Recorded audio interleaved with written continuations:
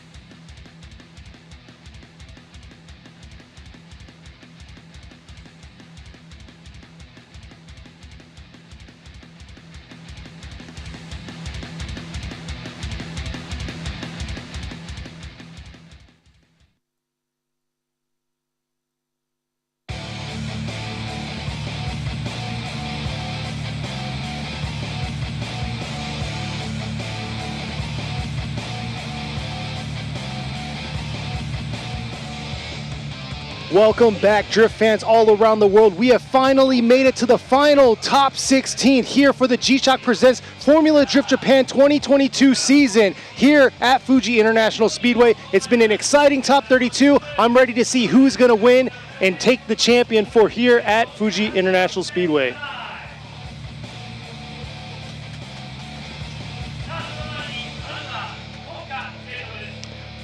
So before we get started, could you please just wait? We're going to do the national anthem and then we'll roll right into the driver's intro.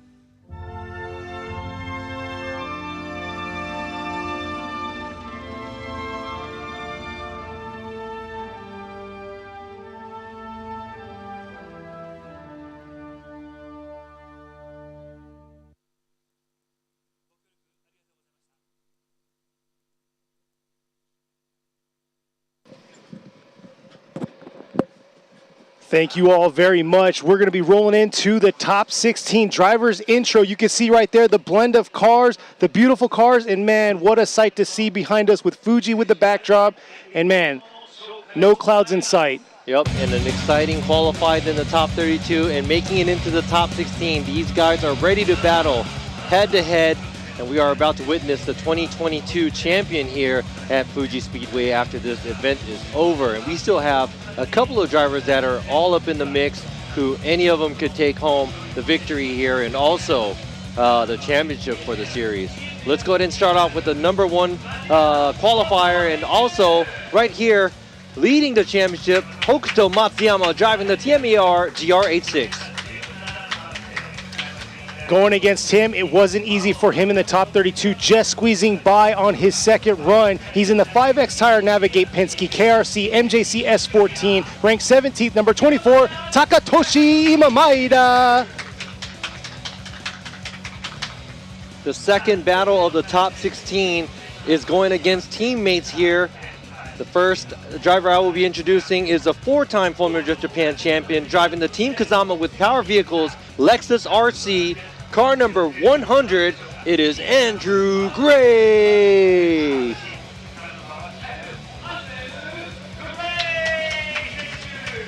And like Robbie just said, a teammate of his, he's been out for 3 seasons due to the situation with COVID, but he's back and ready to make it happen, killing it all weekend long with Team Kazama with Power Vehicles in the JZA 80 Supra. Very aggressive, black and stealth, ranking 24th, number 83, Benjamin Chiam.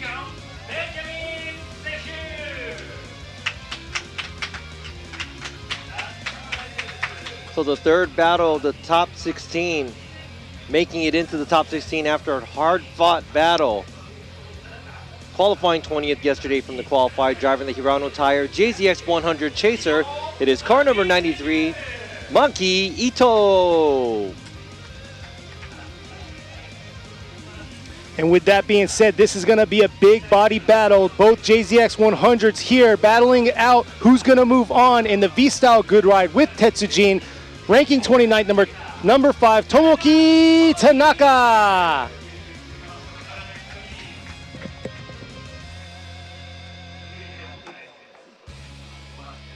The fourth battle of the top 16. This is a young driver, currently now second place in the series after the top 32. Still going for the championship, only a few points away from the leading driver, driving the Linglong Tire Drift Team Orange JZX 100 Chaser, car number 57, Kanta.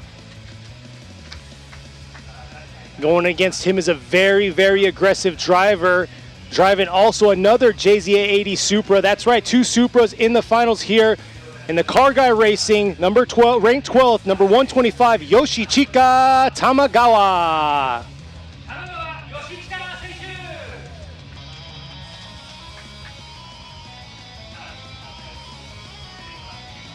Fifth battle of the top 16, qualified 18th, all the way from the USA West Coast, driving the Team Kazama with Power Vehicles, Moti's Lexus RC VR3 4.3, car number 21, it is Kenshiro Gushi.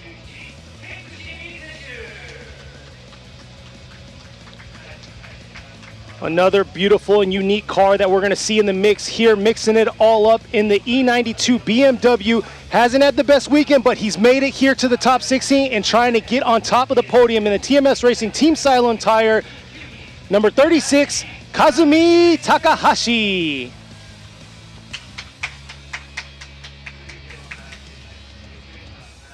All right, so what were you doing when you were 13 years old? Because this driver is here, made it into the top 16, qualifying 7th from yesterday's qualified, driving the Team Cusco Racing GR Yaris. Car number 771, Hiroya Minoa. Battling in him, I think this is the first time him making it into the top 16, but like Minoa, they both went to the States to check out Irwindale. Let's see if they got a little taste of the U.S. drifting with Team Kazama and Power Vehicles, JZX 100 Mark II, number 88, Ryo Okabe.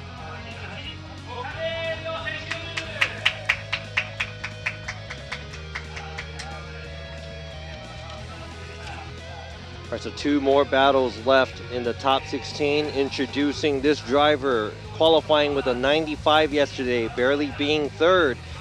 Driving the Hiroshima Toyota Team Droopy. Brand new build this year. It's a GR86. It's car number 33, Junya Ishikawa. This guy right here, brushing the dust off of this car, bringing it back, resurrecting it, and making it happen. Beautiful body kit, insanely loud car in the Liberty Rock Racing S15, number 4, Tetsuya Hibino.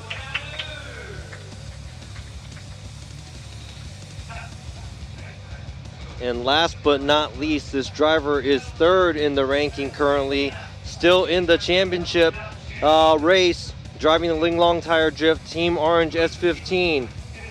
We don't know who's going to win the championship all the way until the end of the top 16. This is car number 27, Masanori Kohashi. And last but not least, gonna give him a very tough battle here. Been killing it in this brand new Team Cusco Racing GR86, number 77, Yusuke Kusaba.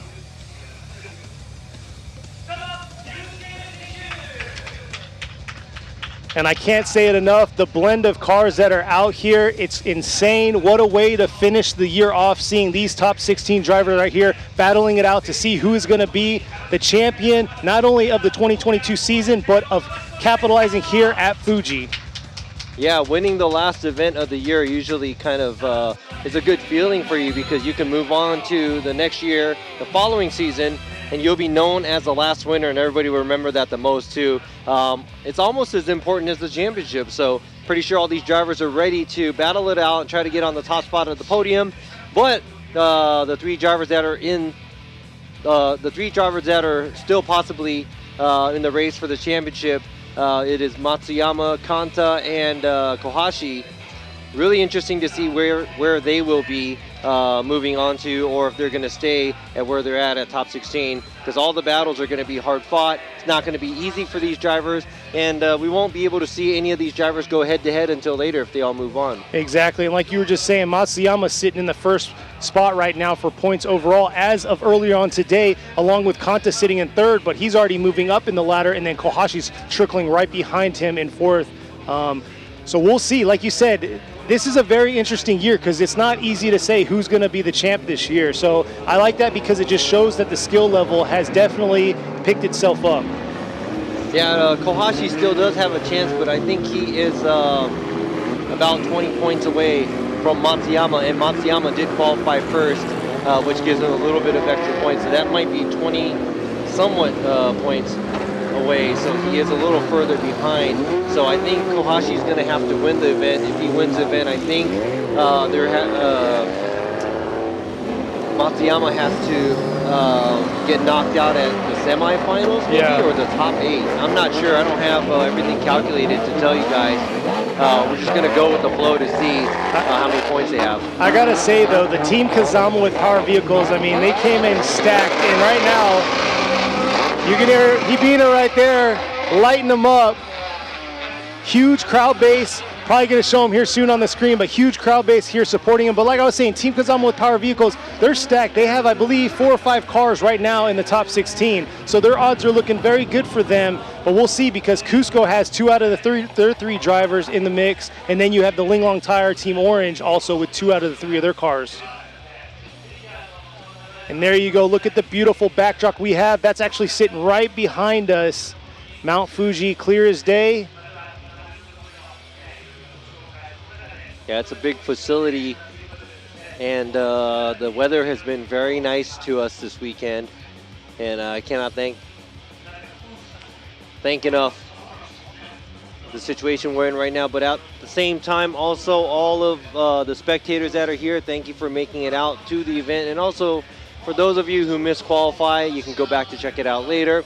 For those of you who didn't get to watch Top 32, you can go back to check it out later too. But before that, make sure you tune in and stay with us until the last, until we know who the winner is here and the champion of the 2022 season. So thank you for checking out the live stream, and all year long too. So it might be a little early about thanking everybody all year, with the live stream and the support that we get. Really appreciate it, me and Kenny. Exactly. The last 3 seasons, we heavily relied on you online members that have been, joining us every single time, chiming into the chat. We try to give you as much shout outs as we can, but it's just awesome because y'all are the fan base that we talk to on a event-to-event basis. And there you go. You can see right now the spectators. And keep in mind that the borders are now open, so definitely make your way out here. Come out to Japan, check it out. Drift if you can. If you get a chance, head up to Ebisu or any other local tracks that have events. Check it out. Enjoy the culture. But at the end of the day, if you can plan around one of these events, the schedule's already out, so you can definitely plan for next year. And right there on the screen, you got Tom Saiba. He's on the PA system and the Japanese live side. Along with him next to him is Yoichi Imamura. He's a judge, also doing the PA, and he's doing like Robbie does, multitasking today, doing it all. But Robbie I think he does that much more. See, they can't hear me, so I can compliment him more than you. So Imamura is the 3rd judge, one out of the 3 judges that we have here for the competition and all year long and for the FDJ2 series and everything. And right next to me here is Kenny Harris, the commentator on the English live stream side. I am Robbie Nishida. I am also commentating and one of the judges. And next to me, the infamous, the world famous Formula Drift USA boss man, Ryan Sage himself is here from all the way from the USA. Thank you for joining us, Ryan. Yeah, you're doing a lot of thanking other people, but I think we all owe you guys a big debt of thanks and gratitude. This whole period we're kind of like getting somewhat back to normal has seen you guys jump in at a very hard and tough predicament, and I think you guys have done an amazing job. So we, as a community, really owe you, and especially you, Kenny, I don't think nobody knew who you were until you jumped in here. That's a good thing. That you had a relationship with Robbie in some way, shape, or form. Yes. Come to find out, it's a really cool relationship. You guys have great chemistry, and we owe you guys a big thanks. Thank you. Hey, you know what? I'm going to go back and watch that part on live stream again and record it. Forever keep it in your phone. But you have to realize, there's a lot of moving parts to this to work out because there's so many people behind these series, and for us to be able to watch this and enjoy this, and also the drivers and teams to be able to come and show off their skill here, we need the events to happen, and you guys are helping that out, and also everybody behind it. Everybody is a piece of the puzzle, and it all works out great. So hopefully we could finish this season just like the U.S. They had a very successful season, and the winner and the champion was Frederick Osbo. And next year is going to be interesting because there's going to be a lot more drivers coming in as well. This deserves a celebratory pen click. There you go. Yes, that's what started it all right there. Yeah. See, you get nervous. I saw some people get nervous and do this, but let me go ahead and explain to you, or let me go ahead and tell you guys who our supporters are here and sponsors. G-Shock, Valenti, Yokohama, Bridgestone, Dunlop, Goodyear, Toyo Tires, Good Ride, Kenda, Valino, 5X, Silent Tire, Vittor Tire, Linglong Tire, Motis, Carport Maruzen, RSR, Brid, Ogura Racing Clutch, Rays, Cusco, Project Mu, BN Sports, Swift, Hot Wheels, Comtech, Kazama Auto Service, Arai Helmets, Treasure One Company, D-Max, Hummingbird, Kiva, Torque Drift, Fuji Speedway, and also Krupi. These are your supporters and sponsors for the event and also all of our events for the Formula Drift Japan series. Thank you to all for the support we have all year long, and we're able to do what we do and what we like to do in front of you guys. Exactly. Because of all the supporters. And once again, you guys watching, keep the comments coming because we're not ignoring it. We just can't talk about everything. But I want to go back and I had a couple of shout outs that I wanted to do. All the way from the U.S., Jerry Yang said, give me a shout out, my old team mate over there. And also, Luke Fink was in the U.S. They were watching yesterday, and they were at the Drift Week stuff. Oh, we're going to take a short break. We'll be right back.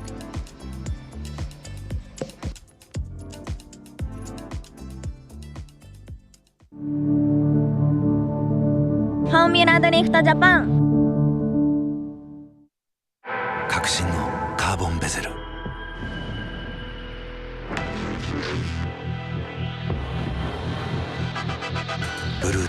さい。 G-SHOCK カシオ。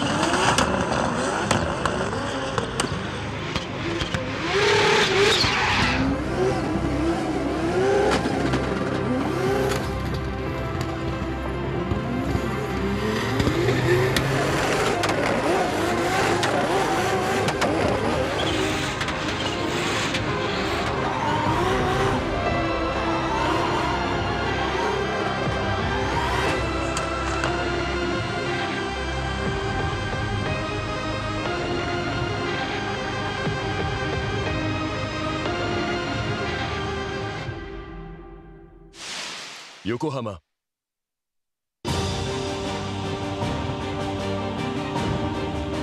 The brightness called brilliant, blinding and vivid. Valentine.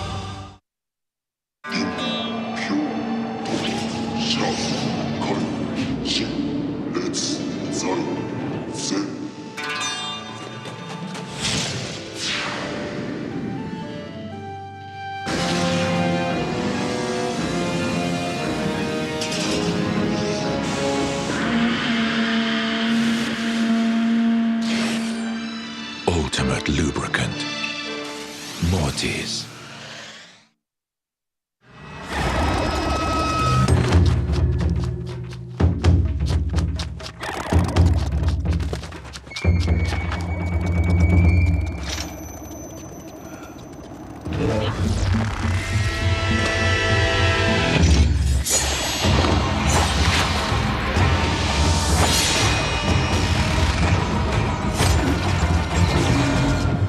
Made in Japan. Breed. 伝統と革新、小倉クラッチのテクノロジーを凝縮、チャンピオンを取るためのクラッチ、小倉レーシングクラッチ ORC。 究極の静かさと安全性。オンロード、オフロード、世界中で活躍するケンダ。その信頼を支える静音性、安定性と対摩耗性。世界が認めた技術と信頼を街乗りでも。高品質と納得の価格、タイヤのポテンシャルをあなたに。ケンダ。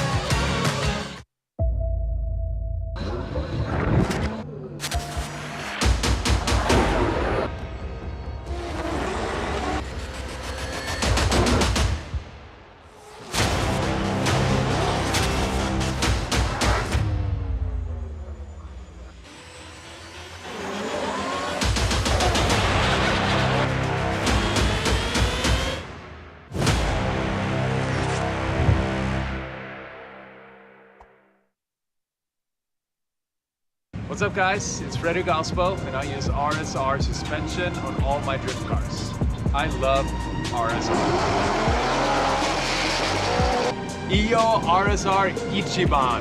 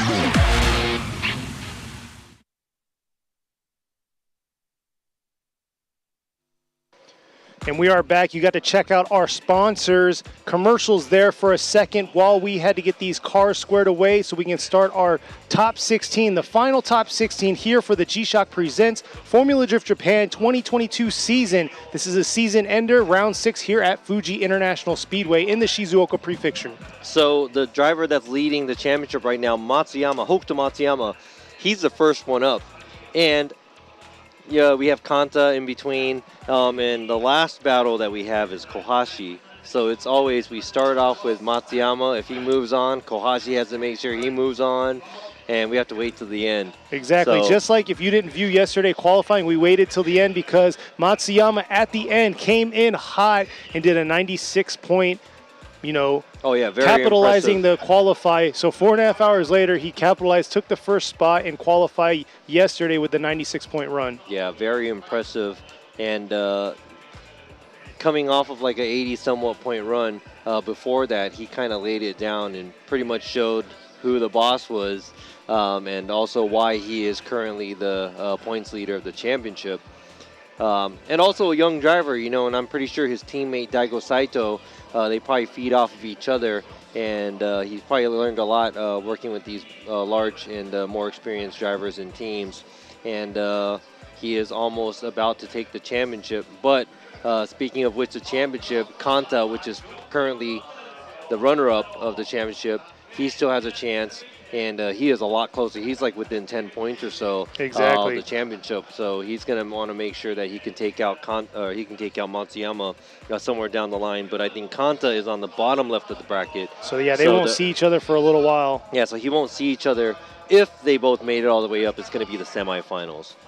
But yeah, you can see right there the fans that are out here. We wish you all out there were here. Hopefully we will see you next year. And I was saying earlier, the schedule for next year is already out, so try to make plans. If you could work around us, we'll much appreciate it, and it'd be nice to see some of you fans that we've seen chiming in on the chat in person. I mean, make it a trip where it's like around one of our rounds somewhere down, it could be here at Fuji, it could be in Okayama, Sugo, up north. There's a lot of things that you could see in Japan.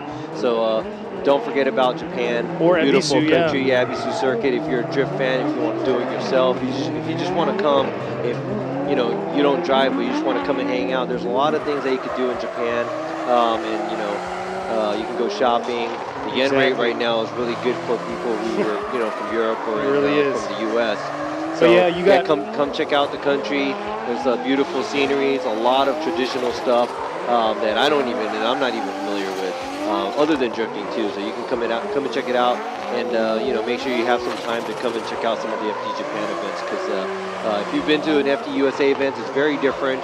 It's a lot more chill than the US event because there's a lot less people, but at the same time, the drivers is very different. The car builds are very different, and it's a new feel for some people. Yeah, and then a lot of these tracks out here are very scenic. So it's usually tucked away in the mountains. And like he was saying, Okayama, Okuibuki, that's by Osaka area. A little bit more south than Osaka, but you could hit that area up. At Ebisu, like he was saying, for you drift fans, they got the safari park there you could check out. There's a lot to do up in that area, even though it's way up in Fukushima. And then also you have Fuji right here, which is going to be round 3 next year. This has been our last event 2 years in a row now, but next year it will be round 3. So yeah, so definitely come out here. Summer, yeah, exactly. But here we are. Looks like we are ready to kick off our top 16, and we're going to be moving on to see who is going to be the champion here at Fuji and overall champ of the season.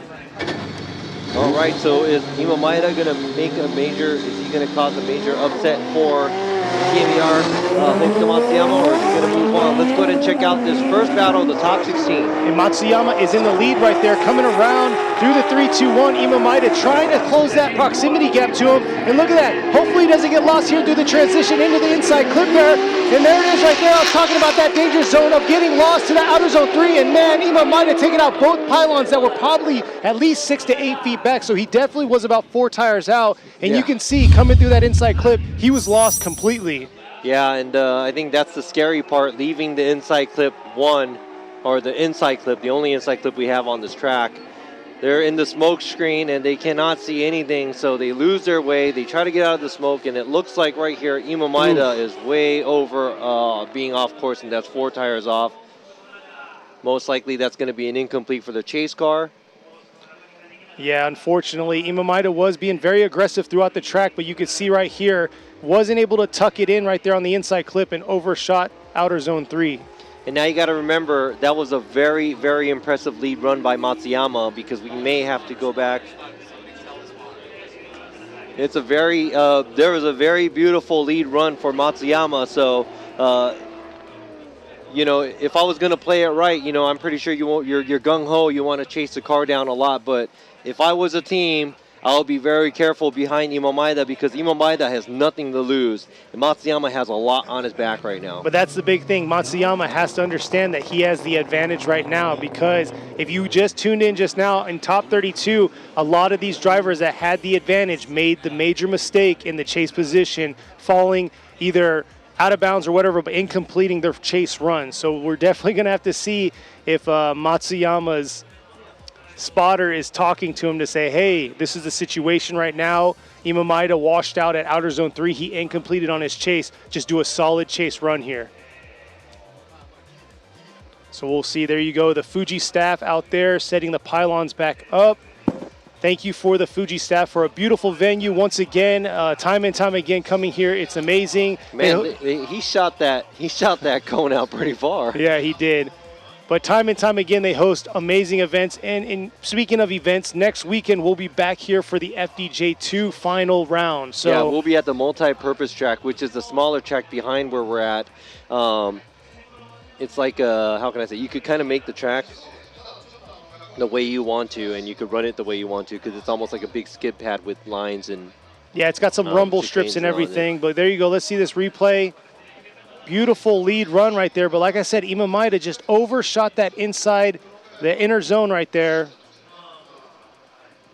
or inside clip right there, and then was unable to, you know, get right back on it to save himself, and washed out completely. You know what I'm amazed with Matsuyama's run? He throws a good amount of angle leaving outside zone 2, and he clears inside clip with a lot of throttle. And it doesn't look like, it's even close to spinning out or anything. He just makes it, he just makes it happen, you know? Yeah.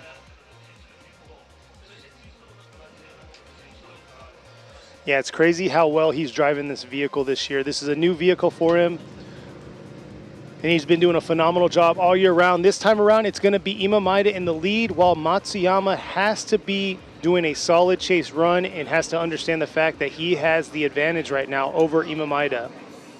Yeah, and all Imo Maeda could do as a lead car is just lay down the best run as he can, and you know he's just going to give it his all, because he knows he's sitting on an incomplete as a chase car. But you never know what happens with drifting until both runs are done. So I'm not going to say who has an advantage or not. Now we're about to witness who is going to be the first one moving on to the top 8. Grade 8. So the grade 8, here we are, Imo Maeda in the lead, coming around the bend here, approaching the 3-2-1.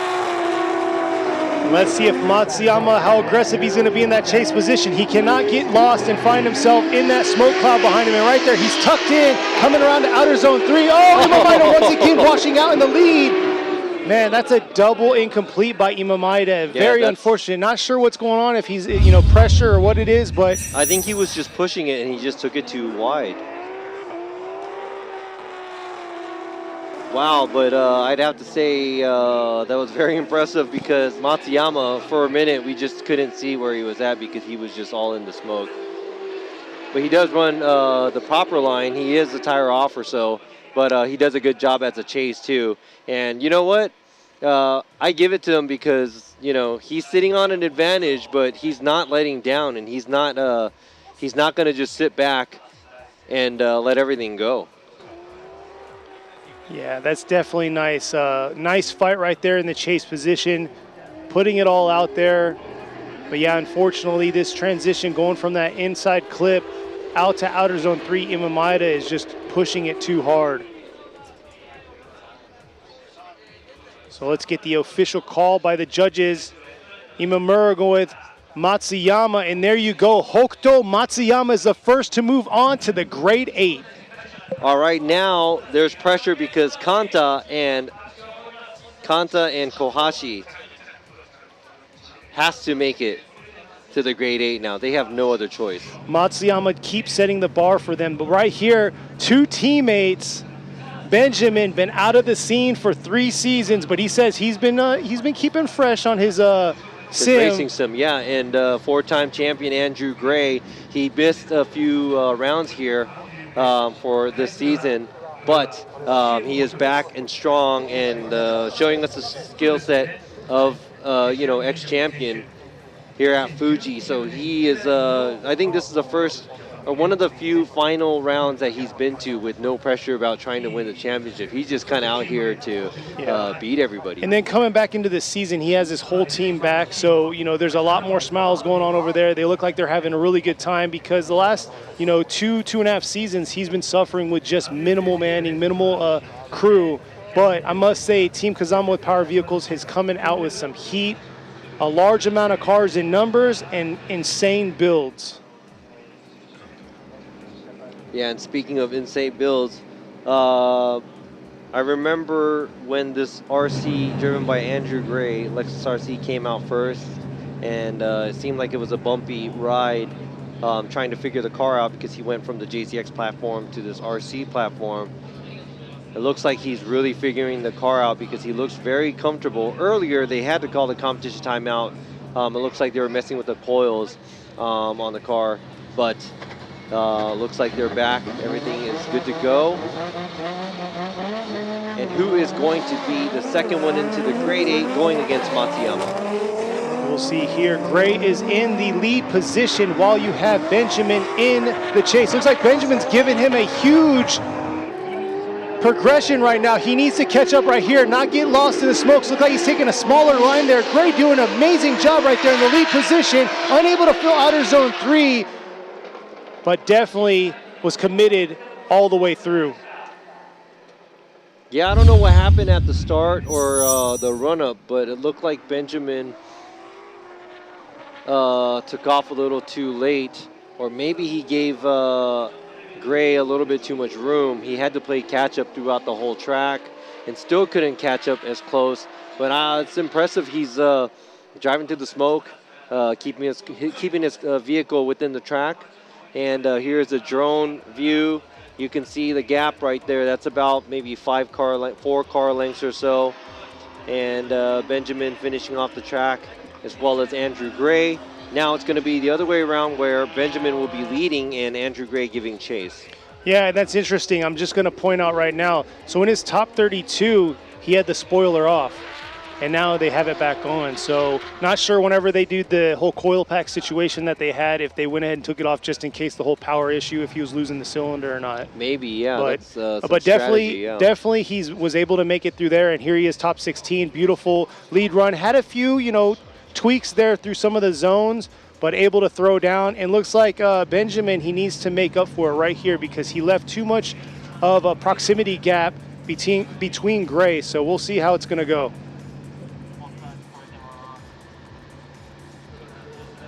So here they are, swapping rules.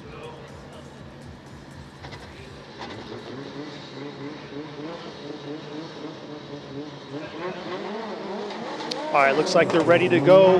Firing through the chicane right now. Benjamin in the lead. Gray in the chase right there, not giving much room for him. Dialing in, coming around here into the outer zone 1. Benjamin, beautiful job through outer zone 1, swinging back around, filling outer zone 2. But look at that right there, Gray trying to get, looks like he's taking his own line. Looks like Benjamin totally missed it, hugged the inside, was unable to make it to outer zone 3, and that's something you don't see every day. Yeah, so passing a car on the outside zone, on the outside line, I think Benjamin had a little mishaps at the inside clip. It looked like the car over-rotated a little bit too much, couldn't catch it, so his line moved so much to the inside where he lost a lot of momentum, and Andrew Gray had to just drive around him. The chase car is supposed to mimic what the lead car is doing, but when you're in a situation just like this where it's going to be just trouble chasing him down, pretty much Andrew made the right choice driving around, and pretty much that's basically going to be that's an unchaseable lead for the lead car. That's crazy. Watch this. He barely just misses his rear bumper right here. Driving through that smoke, trail right there and making it out to outer zone 3. Yeah, good eye. I mean, he really had, an understanding of where the track was, and then realized Benjamin, washed himself out by hugging that inside line. So let's get the final results. Imamura going with Andy. There you go. Andrew Gray gets the win. We'll be moving on to the grade 8 fill in the second slot, going against Matsuyama. Wow, that's going to be a tough one for Matsuyama because that's 4-time Formula Drift Japan champion that made it into the grade 8. And I think it probably feels really good for him and his team to be back together and coming into this round. Looks like they're doing really good, but let's go ahead and move on to the next drivers that are actually doing very, very good this round. Here you go, JZX 100 big body battle right here against these two. Monkey Ito is going to be in the lead, the red JZX 100 chaser, while you have Tomoki Tanaka in the black chaser. Tanaka taking out Matsuyama, who was the second place driver in the points ranking. Yes, that was very wild because Matsuyama unfortunately washed out of outer zone 3. I mean, if anything, knocked himself out there. But man, I love Tanaka's livery, the look of the car, but look at that. I don't love the gap that he's given for Ito. Ito is just moving along in the lead position, filling outer zones 1 and 2. And here he is. Oh, looks like he just had a little bit of a bobble there in a little deep on that inside clip, but able to fill outer zone 3. But looks like Tanaka kind of had issues in that chase position. Yeah, Tanaka has to be a little bit more closer to him to be, a little more competitive. Gave him a little bit of too much of a gap. Both of the vehicles, nice lines, but Ito misses inside clip, takes a little too wide. Ooh, almost 3 tires off. That's a sizable amount of tires off. A lot of tires off at the outside zone 3. The outside zone 3 is probably the hardest in this track right here, even though it's right before the finish line. You got to make sure that the car is staying within the track. But Tanaka just chasing his line, not close, but he is matching his line and angle. He is. We're going to see how he's going to do this time. Tanaka in the lead while Ito is going to be in the chase. And like you said, Ito and Tanaka not really, this whole season haven't really made themselves apparent in the top 16. So it's cool to see something different, a different blend. And we were really astonished by the layout of top 32 and how the outcome came for this top 16 jump. So here they are turning around. And like I said before in the top 32, I'll say it now, this track's 2.8 miles long. So these drivers are driving their lap, swinging it back around and getting back on it because if we had to watch that, How many yards is that? Yes. Psych. How many feet is that? Lots. How many kilometers is that? Times 1.6. I kept it, mile. I mean, I should have probably put kilometers too, huh? Is it kilometers or kilometers? All right, so who cares about what it is? Because Tanaka's ready to go. Ito's ready to go. Now Ito's going to chase down Tanaka. And let's see what's going to happen here. Ito's in the lead this time. Or sorry, Tanaka's in the lead this time. Ito, look at that, close right off the jump, coming around outer zone 1. Ito doing a beautiful job in that chase position. Let's make sure, look at that, ooh. Tucking himself right there in the pocket, away from the smoke. And that has probably been the most aggressive I've seen Ito all season long. Wow, Tanaka wasn't as off at the outside zone 3 talking about tires, but the chase was very impressive here. Ito did not give him any space from the beginning, going to the outside zone 1. For a minute, Ito disappeared behind Tanaka because he was mimicking him so hard as a chase car. Right there, getting super close, and maybe because it is the last round, he's like, you know what, let me show you what I got. He just turned it up. Whatever he turned up, I really like it, so it's going to be really good. He needs to keep that aggression all the way through, and here you go, like Robbie was saying, this is where he really pinched that gap right there on him in the outer zone 3. Took a shallower line through outer zone 3, but really was sacrificing that line for that proximity that he wanted to Tanaka. And there you go, Ito Auto Service right there. Go check him out. Imamura is going to go with Ito. Sage going with Ito. So Monkey Ito is going to get the win and move on to the grade 8. Congratulations to Ito. Tough luck for Tanaka. This is the last round for him this year. And hopefully we see him back in the series stronger than ever. So yes, good job Ito, yeah, Ito Auto Service. They do a lot of different cars. Go check them out. And next up at the line, you got Kanta in the lead while you have Yoshichika Tamagawa in the chase. Kanta has to beat Tamagawa to and that's not an easy individual to beat right there. That driver is phenomenal, and he's not going to let loose either. He's like, nope, I got this. The only downfall about Tamagawa is he got to buy a run for the top 32, so he hasn't done a battle yet. Oh, yeah, on this track this year. So we're going to see how he's going to do, but Kanta's been aggressive both in the lead and chase position. Here they are coming around the bend to the 3-2-1. Tamagawa's definitely give him a lot of space to breathe.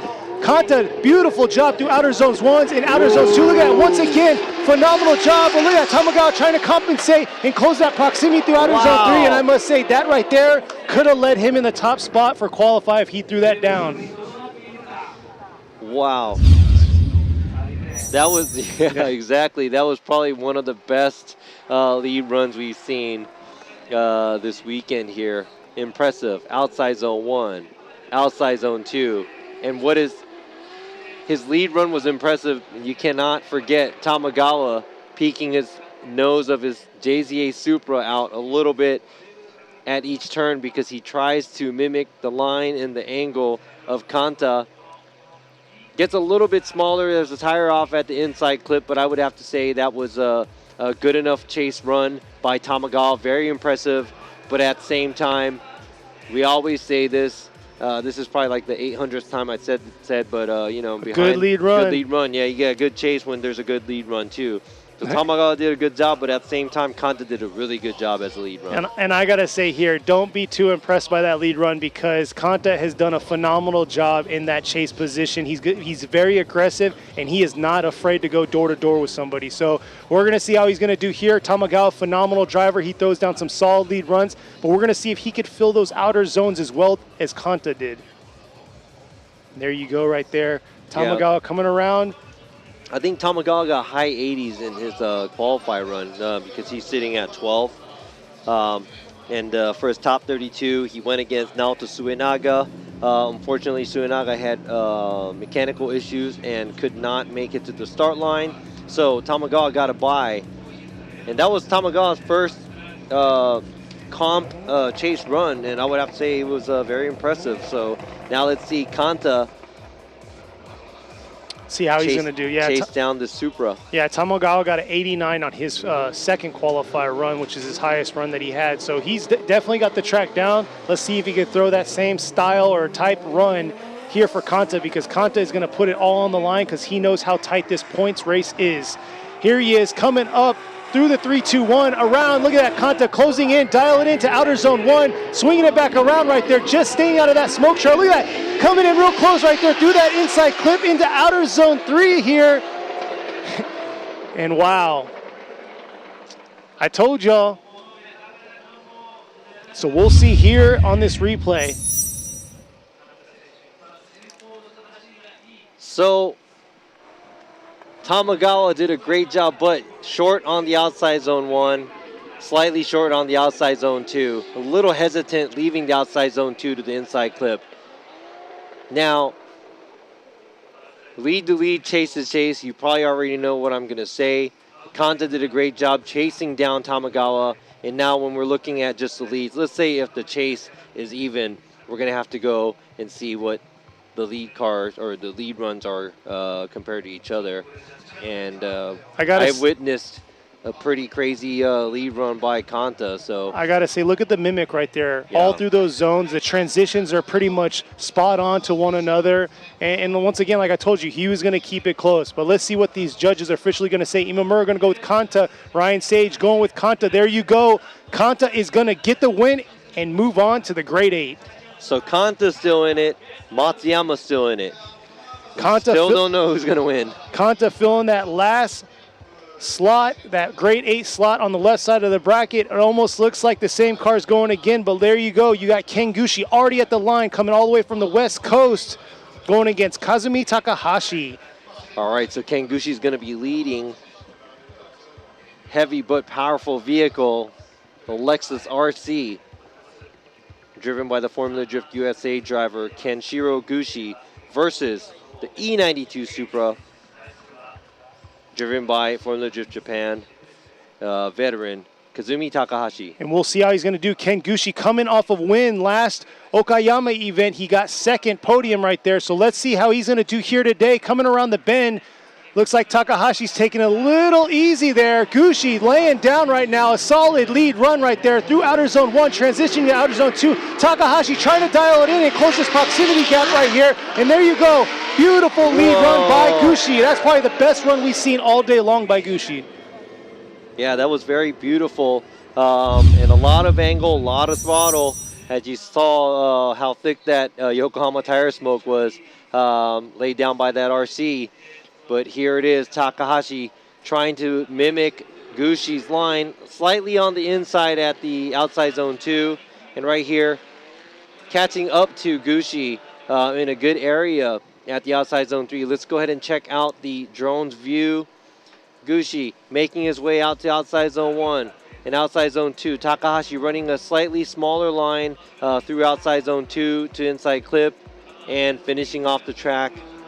I gotta say, I love going through the top 16 because the drivers really start picking up, because these are probably the best lead runs we've seen. One all weekend, better yet, runs period all weekend that we've seen. Why don't they just do it at qualifying? Man, you know? the suspense, that's what it is. They want these people out here to stay up late for this. Yeah. And appreciate you all staying up late. Yeah, that's why Matsuyama's, let me wait after the 4 hours you guys been through. I'm going to go ahead and lay down the best run. Yep. But hey, he woke us up, gave us that adrenaline to, get through that evening last night. But here we are. You saw the finish right there through outer zone 3. They're spinning back around. You can see the hot pits right there on the left. Takahashi's got to make it happen in the lead. And let's see if he's going to give Ken Gushi a solid lead run like he did for him. Two beautiful cars right here. So both packed with a VR. So who's going to be the first driver on the right side of the ladder making it into the grade 8? Is it going to be Takahashi or is it going to be Gushi? Here they are coming through the chicane now. Coming around this bend now. There you go, Gushi early on right there on him. Let's see if he can close that proximity through outer zone 1. Takahashi not quite all the way into outer zone 1, but coming around outer zone 2. Oh, washing it out right there through outer zone 1, guiding Gushi out there deep into that inside clip in outer zone 3. We got to see that replay. That was washed out by Gushi. But at the same time, Takahashi's approach to the inside clip, he totally missed it. Outside zone 1, pretty good job. Outside zone 2, pretty good job. But right here, takes it very wide at the inside clip.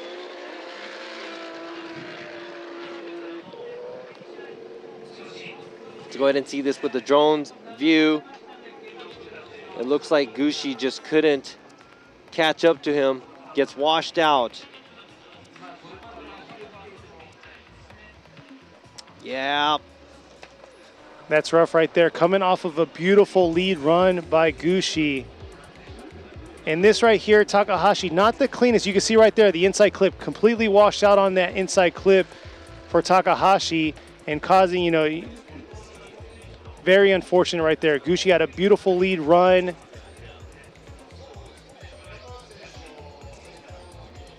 We'll see what these judges are going to call on this. There you go, Yoichi Mamura going with Takahashi, Ryan Sage. So Kazumi Takahashi will get the win, and we'll be filling that first slot into the grade 8 on the right side of the bracket. Formula Drift USA driver Kenshiro Gushi came in this year for the first time for the FD Japan. Made it to the podium, but this time he is knocked out at the top 16 after the battle with Takahashi. So great job all season, and congratulations to Takahashi, and let's see how far he's going to make it up the ladder. Now let's go ahead and go to the next battle, the second battle on the right side of the ladder for the top 16. Here you go, the young man himself in the lead position. You're going to have Hiroya Minoa with the Team Cusco Racing GR Yaris going against Roy Okabe in the Team Kazama Auto with Power Vehicles JZX 100. Now Okabe making it this far, I'm pretty sure he wants to go all the way, doing very well. Here is matched up at Fuji, but going against him is that crazy 13-year-old very consistent 13-year-old. That's the crazy thing. You guys are going to really have to watch and analyze his driving. He's not wild. He's very precise. But precise, but I mean wild in the sense that he has a very dynamic run, throwing in extreme smoke, having a lot of commitment to all the zones. But we're going to see how he's going to do here, see if he can carry that consistency on like he has all weekend. And here he is in the lead position. Minoa coming around, and Okabe's got to close that proximity to him here. Wow, ripping nice around, job filling that outside zone one. right there. Outer zone 1, outer zone 2. Look at that right there. Textbook right there, ripping back around into that outer zone 3. And Okabe, not too bad, not too far behind him, but definitely could have closed that proximity to him. Now Minoa is just laying down lead run after lead run after lead run with minimal mistakes. Very impressive job, and I'd have to say Okabe, small gap in between the two, but he is also mimicking the lead car's angle and line and does a good job there. But yeah, there's a few car lengths space in between the two vehicles. Now it's going to be maybe there's a slight speed difference in these two cars. Now it's going to be how well is Minoa going to adapt to Okabe. Exactly, and we'll have to see here. But yeah, like I said before, yes, he's 13 years old. Go check him out. Go check out his social media. Give him some love. But yes, he has a backbone with 2 pro driver parents giving him amazing guidance. His dad took off this year. Shinji Minoa did a phenomenal job. I believe 2nd overall last year's season. Yeah. And he's focusing on helping his son build a base for his drifting career, which obviously y'all can see he's right here, top 16 in the final round, and he's been doing a phenomenal job. Though you guys probably already know, I've known the family for a very, very long time. That's really impressive because he was like, hey, my son's dream is more important than my dreams, and he kind of gave up his dreams trying to, compete in Formula Drift USA series, and now he's like, you know what, I'm going to live it through my son, and full support on his son.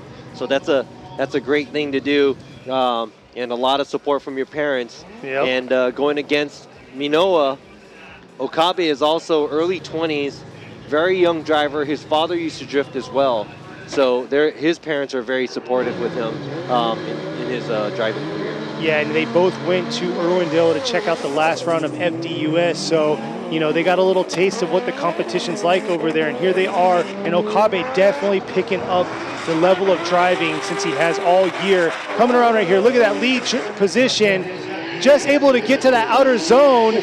Coming back around, filling outer zone 2. Man, Okabe is coming out to play, but Minoa right there on his back. Wow. Bumping him right there throughout the track. Okabe's lead run was great. Yes. Minoa's lead run was great. Everything was great. The biggest difference in both of the runs is the chase car. How close was the chase car? Yeah. Now, we would have to evaluate being far is going to be easier to mess up, or I'm sorry, the harder to make a mistake because you're far. Now, when you're closer, you will make slight mistakes because you're in a harder position. But being close is, that's very impressive.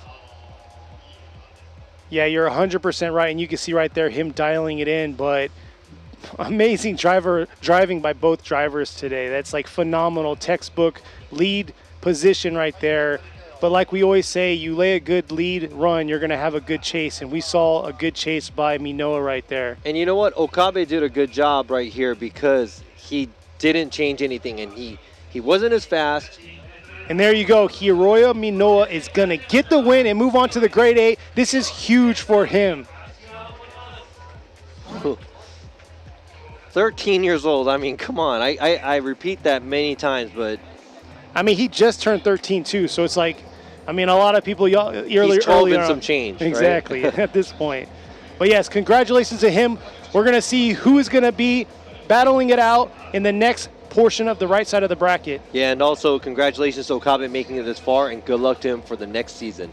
Exactly. Moving up from FDJ2, so that's a big accomplishment as far as he's gotten. And here we are. The next battle coming up is going to be Junya Ishikawa going against Tetsuya Hibino.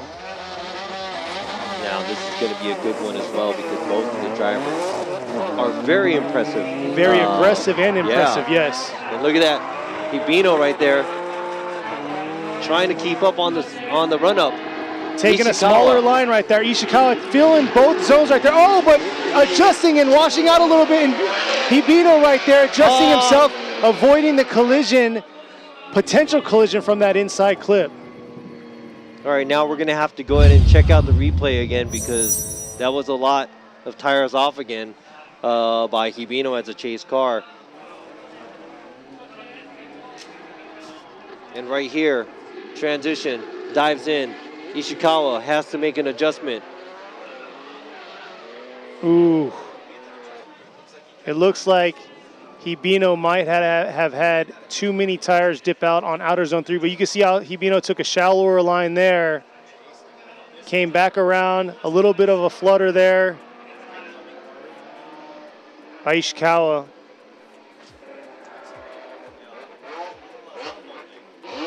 We'll see here. Like I said before during the driver's intro, Hibino coming back out here in his S15. Was driving the R35 all year. Man, and I think that Hibino was 3 tires off earlier too, right? Yes. We had to go back to, we had to revert back to the lead runs, I believe, when it was him and Nian. So we're gonna see that's how he got the win. So maybe he does have a habit, a bad habit of dipping a little bit or running a little too wide at the outside zone 3 area. We'll see how he's gonna do here this time in the lead position. And when you see where the line Hibino was taking from the outside zone 2 to the inside clip, that's more straight going towards the outside earlier of the outside zone 3. So let's go ahead and check out the second run. Here they are. Ishikawa is going to be in the chase. Look at that. Hibino filling outer zone 1. Beautiful job. Snapping back around to outer zone 2. Coming into this inside clip. And this is where he keeps washing out. But looks like he's going to be able to, unfortunately, no, he's not going to be able to make it to the zone. He unfortunately couldn't get all the way out there. So not sure if he's having issues or what. I mean, him coming back into this car and everything. Wow, Ishikawa, though, his chase. On him the whole time. And I love how Hibino just poured on the angle. 90 degrees to 90 degrees, and Ishikawa doesn't phase him, and he still gets close in the smoke. Pretty much that, if you've been in a drift car and you're getting smoked on like that, it's zero visibility for the driver, and it's all muscle memory. Ishikawa did a good job. Look at this. Look at this. He's just getting poured on smoke and just still goes. And able to get a little bit deeper into that outer zone 3, but right there, the Liberty Walk fans, let's see what the results, the official results by these judges are going to be. And here we are, Imamura going with Ishikawa, Ryan Sage going with Junya. Ishikawa is going to get the win, and he's going to be moving on to the Grade 8. Great job with the LB Works race team, bringing back the S15, and Hibino, a phenomenal driver all year long, struggling with some issues, getting knocked out here at the top 16, and congratulations to the young driver driving the brand new build GR86, Ishikawa, moving into Grade 8. And speaking of 8-6, we got another 8-6 that's going to battle it out against Masanori Kohashi. Kohashi needs this to stay in this points race. He's going to be in the lead position while he goes against Yusuke Kusaba in the brand new build Cusco GR86. Okay, so now we're getting closer to the semifinals. I don't even know how many places they have to move. Matsuyama has to be, or one of these drivers, Kanta or Kohashi has to be above them. So I'm not even going to worry about the championship anymore. So let's go ahead and talk about this battle. Coming around right here, Kusaba's got to close that proximity gap, swinging into this outer zone 1. Nice job by Kohashi, transitioning around, and look at that, Kusaba trying to close that proximity through that inside clip, getting a little bit lost in that smoke trail, but able to finish strong through outer zone 3. We'll see here how Kusaba was doing.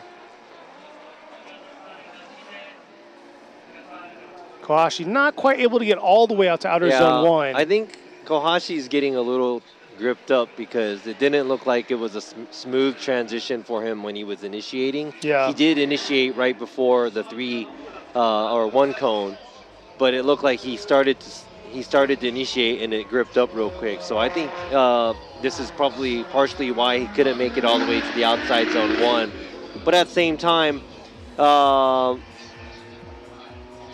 Same time, Kusaba, you know, not falling behind too far, staying within proximity, crossing lines here and there.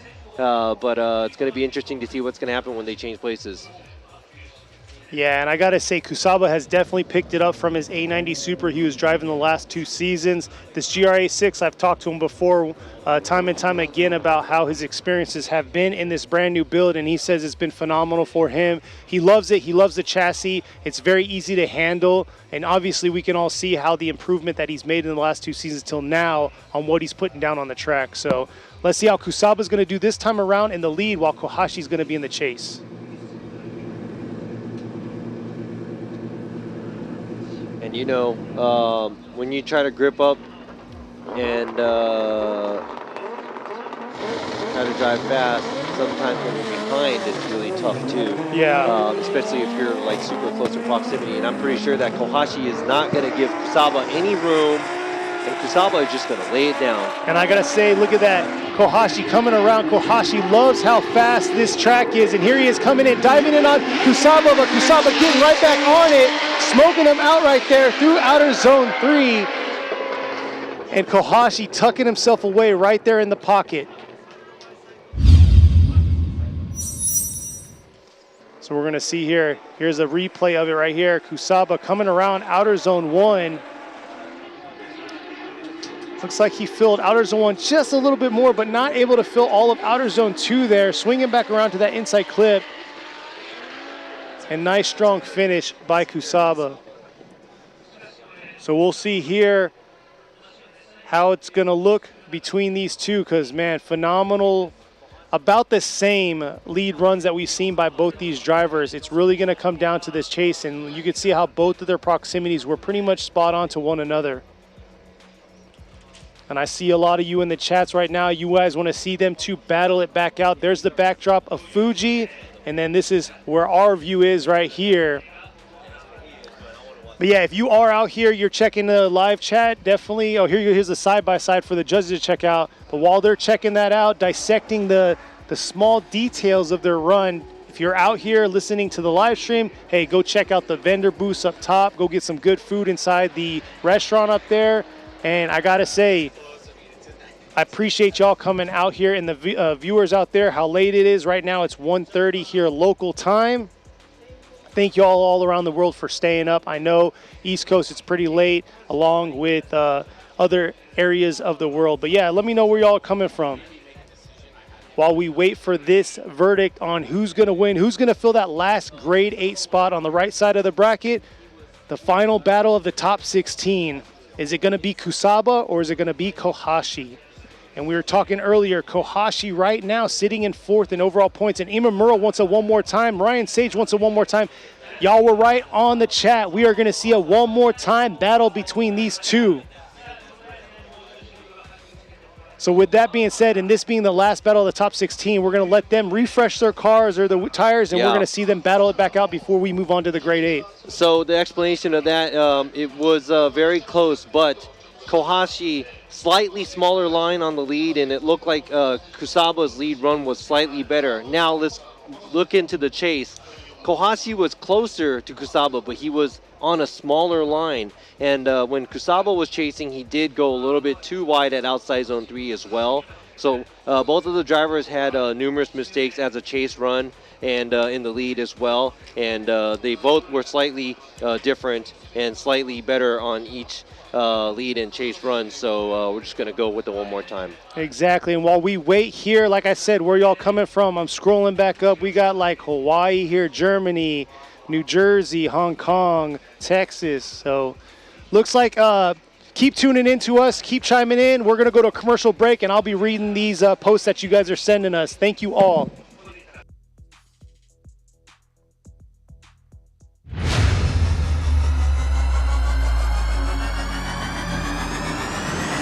Formula Drift Japan 革新のカーボンベゼル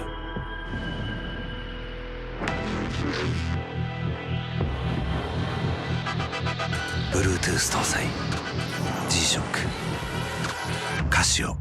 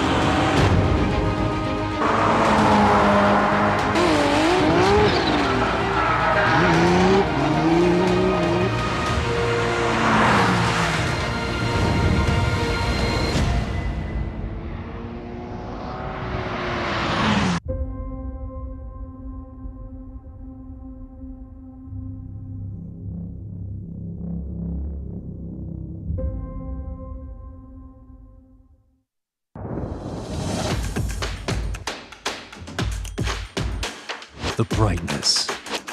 Call brilliant.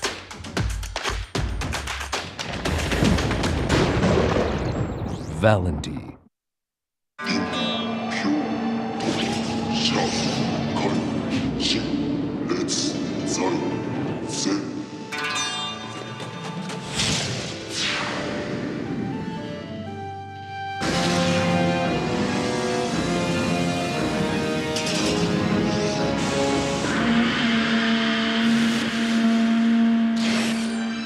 Ultimate lubricant. Mortis.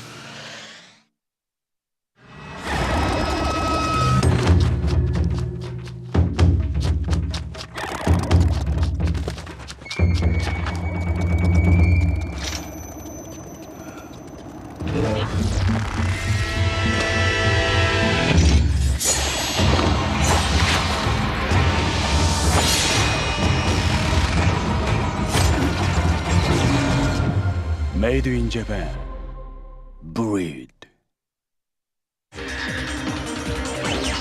伝統と革新小倉クラッチのテクノロジーを凝縮チャンピオンを取るためのクラッチ小倉レーシングクラッチ ORC 究極の静かさと安全性。オンロードオフロード世界中で活躍するケンダ。その信頼を支える静音性安定性と対摩耗性。世界が認めた技術と信頼を街乗りでも高品質と納得の価格タイヤのポテンシャルをあなたにケンダ。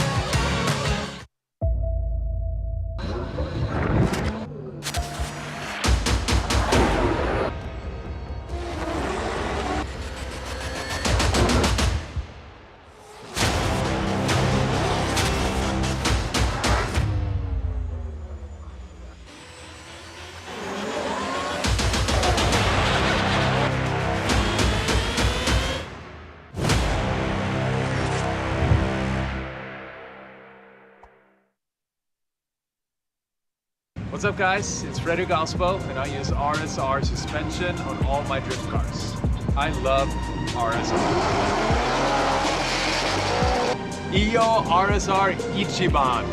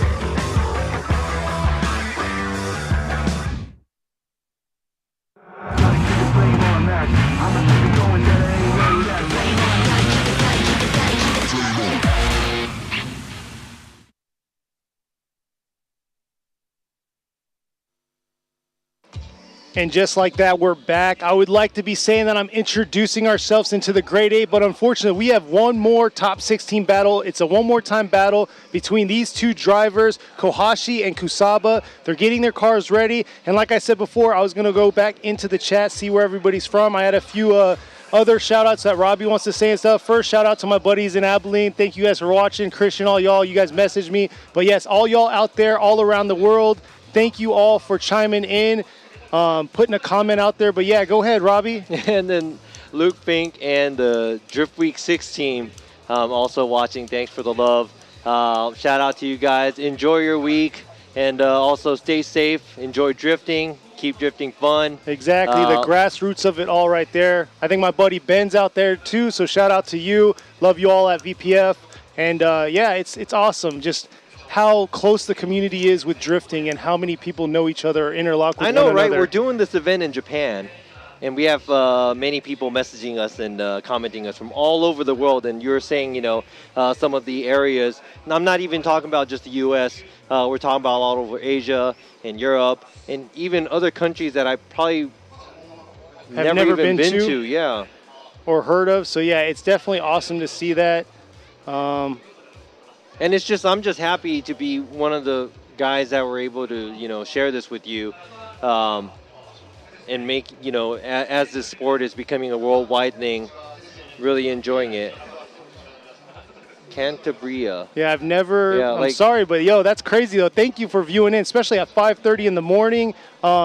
But I gotta say, all around the world, you guys are viewing it. I know you guys could easily just say, hey, I'll notify myself later to watch this and watch it later, but you guys are literally watching this live. So the mistakes we made out here live, you see it. The mistakes the drivers make here live, you see it. So it's awesome to see you guys on the live chat, hitting us up, and then at the same time hearing us make our mistakes and or Robbie correcting me on some words that I can't say today. Stumbling over my J English.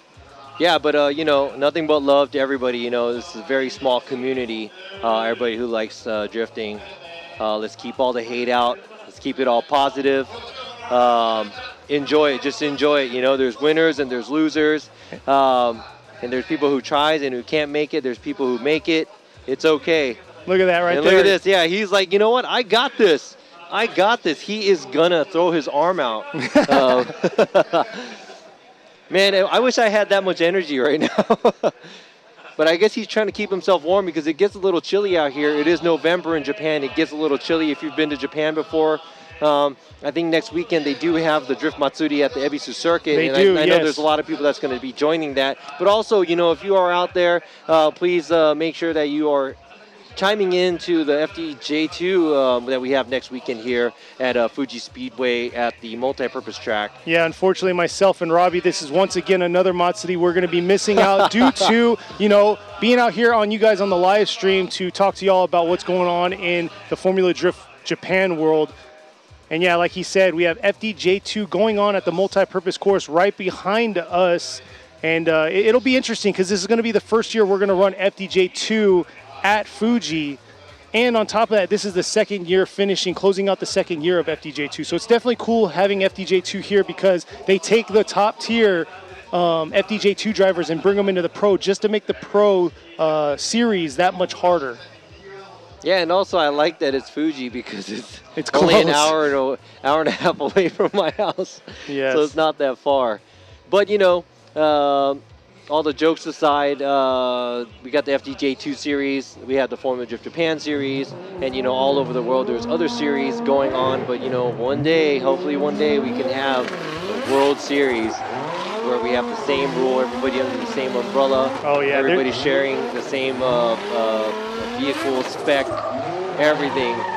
I mean, they've see already, who number one is. Everybody's already said they want to see, you know, top 32 U.S. and Japan drivers meet in a centralized, in Europe.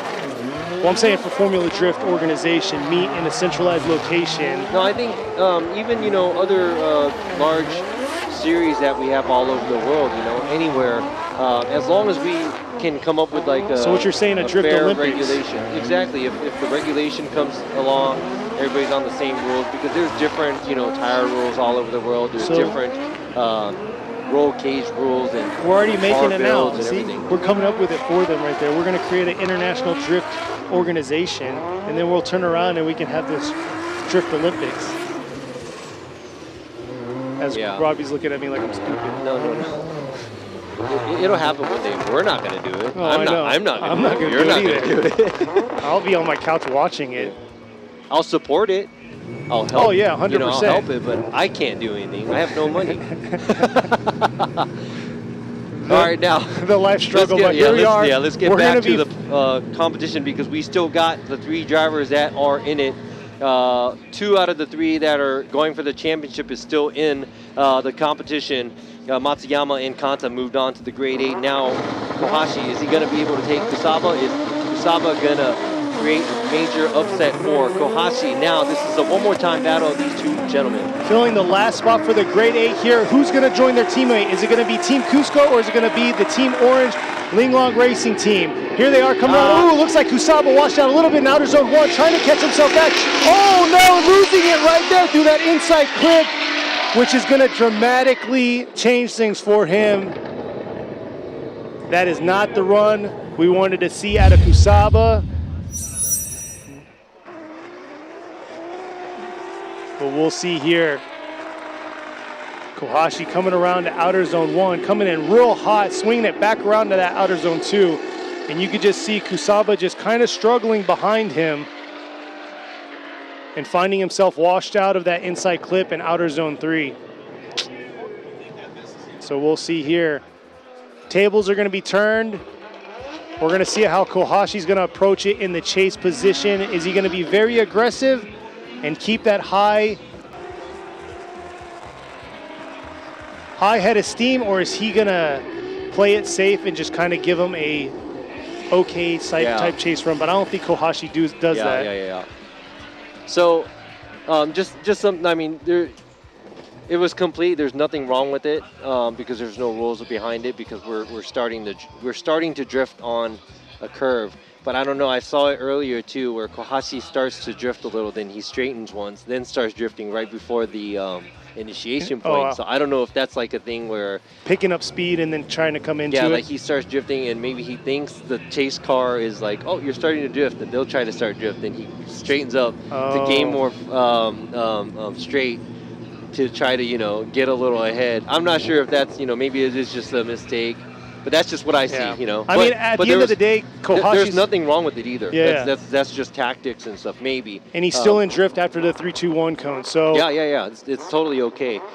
There was no incomplete or anything. That was a great job by Kohashi, and Kusaba is kind of washed out. Now here we go. Kusaba is leading, and Kohashi is gonna give chase. So here they are coming around outer zone 1. Man, Kusaba doing a much better job here, but like I said, Kohashi trying to keep that nice proximity through him, kind of getting a little bit gap through that inside clip. But man, that's what Kusaba should have thrown down on his chase run. All right, now we have to dissect this run because Kusaba does a good lead run. Now, Kohashi.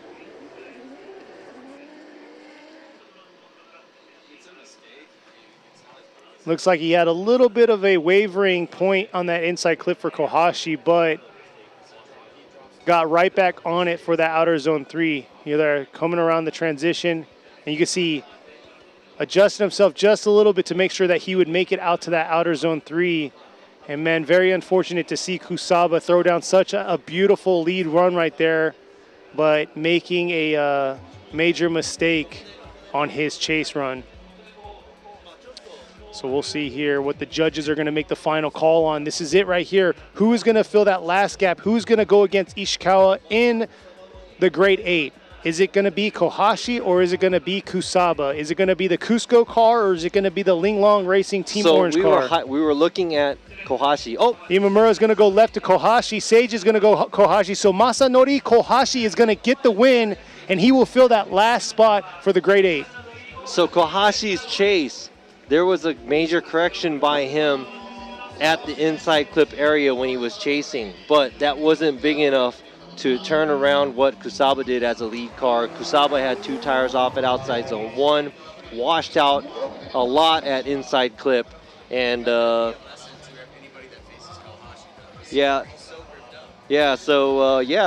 I hope all these guys who are going against these drivers are watching the live stream and trying to get all the information, because I'm just talking about what I see on the screen and I'm just making guesses. But Kohashi moves on. Great job, and he's still in it to win it for the championship. Now he's going to be going against Ishikawa, and Ishikawa's on fire today. So he really is. So that's going to be an interesting battle between the two. But like you said, Kohashi definitely loves the life of speed for sure. And now things are getting harder and harder for these drivers. But you know what? I have to say, hands down to Kusaba, brand new car this year, did a great job. can't wait to see what he's going to be doing next year. And here we are about to fire it off and start the grade 8 here. You have Hokuto Matsuyama. He was going to be leading, going against Andrew Gray. Man, I haven't seen... Four-time champion Andrew Gray. Yeah, and it feels like I haven't seen him here in a long time, but it's good to see him back out here and in the grade 8. Here he is. He's going to be in the chase position, and man, Matsuyama has been killing it all weekend long with all of his runs. So we'll see how he's going to do here, see if he can throw down another 96-point run. And here he is ripping around to outer zone 1. Nice job through outer zone 1. And Gray right behind him, hugging against him, trying to find himself in that smoke trail, swinging back around to that finish line. And that's what I'm talking about, the intensity to move on to the Final Four. Ex-champion Andrew Gray comes back after missing a few rounds, drives super hard. Matsuyama laying down a pretty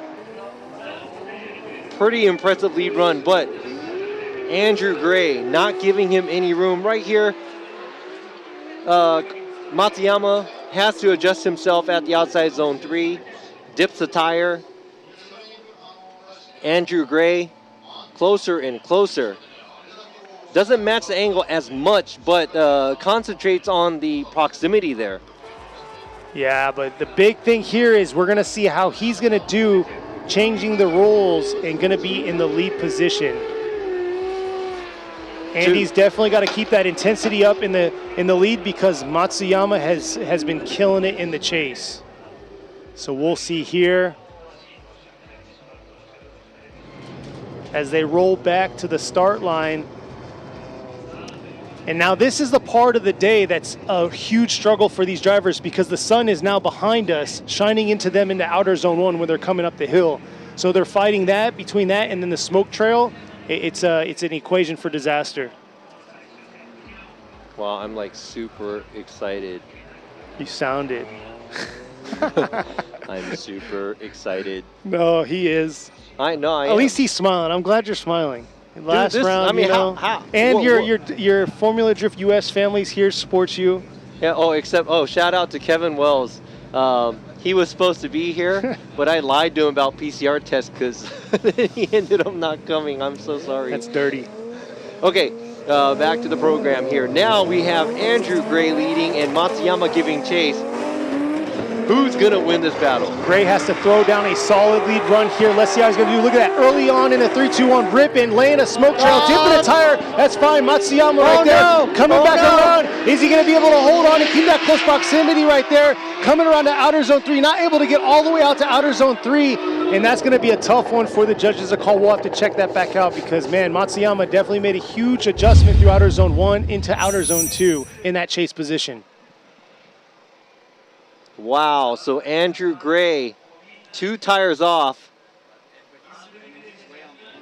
And yeah, Matsuyama, this was kind of a sloppy battle by both of the drivers where if I have to go to the lead-to-lead, chase-to-chase, you know what my call is going to be. But let's go ahead and check this out. That was kind of a poor chase run by Matsuyama.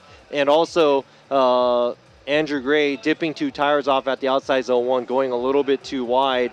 Also, that's something that the chase car does not want to see as well. And Matsuyama kind of gets back right into proximity. Yeah. Yeah, overall that run wasn't the cleanest by both drivers. It looks like Matsuyama made a huge mistake leaving outer zone 1. Taking it a lot more shallower than he's used to, than he has been all weekend. But we're going to have to see what the final call is going to be by these judges. Who is going to fill the first spot to the Final Four? Are we going to see someone moving on, or are we going to get a one more time? Because right now I'm smelling a one more time battle between these 2 drivers. So one more time, it's official. We will see a one more time battle, and we don't even have our first slot filled. So this is an easy explanation from me. Matsuyama's lead was good. That's why it was easier for Andrew Gray to give chase. Yes. Now, Andrew Gray went a little bit too wide, and Matsuyama's chase was bad. And pretty much it was just a lead-to-lead, chase-to-chase. And it was a sizable mistake by both drivers because, 2 tires off is pretty bad. Running a smaller line at the outside zone 1, going to the outside zone 2 for Matsuyama, that wasn't good either. So pretty much we're just going to go ahead and have them do one more time. And here we go. We have Kanta in the lead while we have Monkey Ito in the chase. Once again, Ito is going to be going against another JZX 100 chaser for this big body battle that they got going on. So let's see who's going to get it. Kanta has been on fire all weekend long. Ito has been impressing and doing some insane stuff that we haven't seen him do all season. So it's like he's throwing it all on the line for us here in the last race of the season.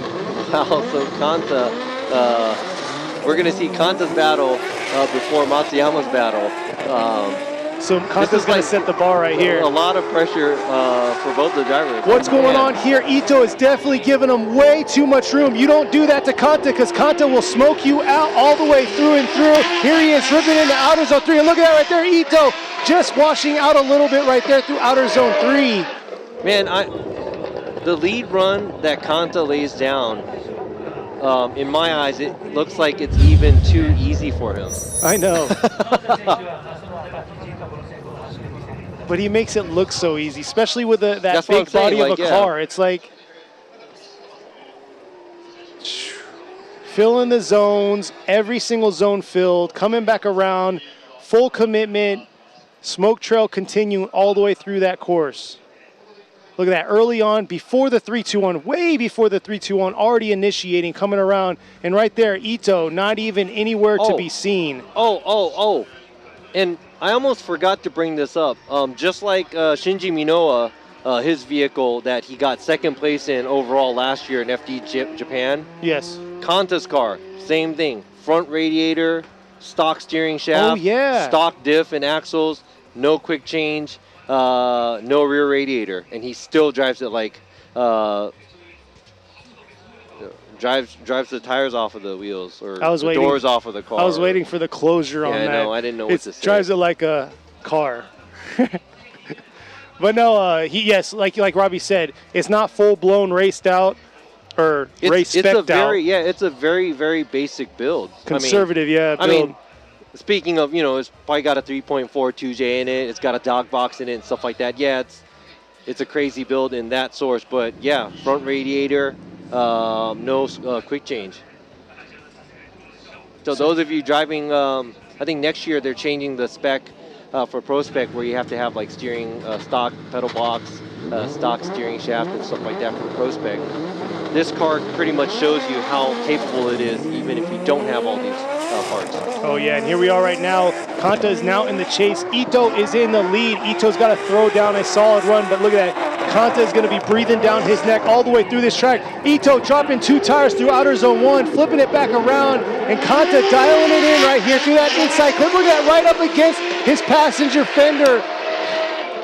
More passenger door than anything, but man, way to be aggressive. Wow. Because first of all, I would like to say Ito, what a great lead run he made. He did dip tires, but consistent, a lot of angle, a lot of throttle.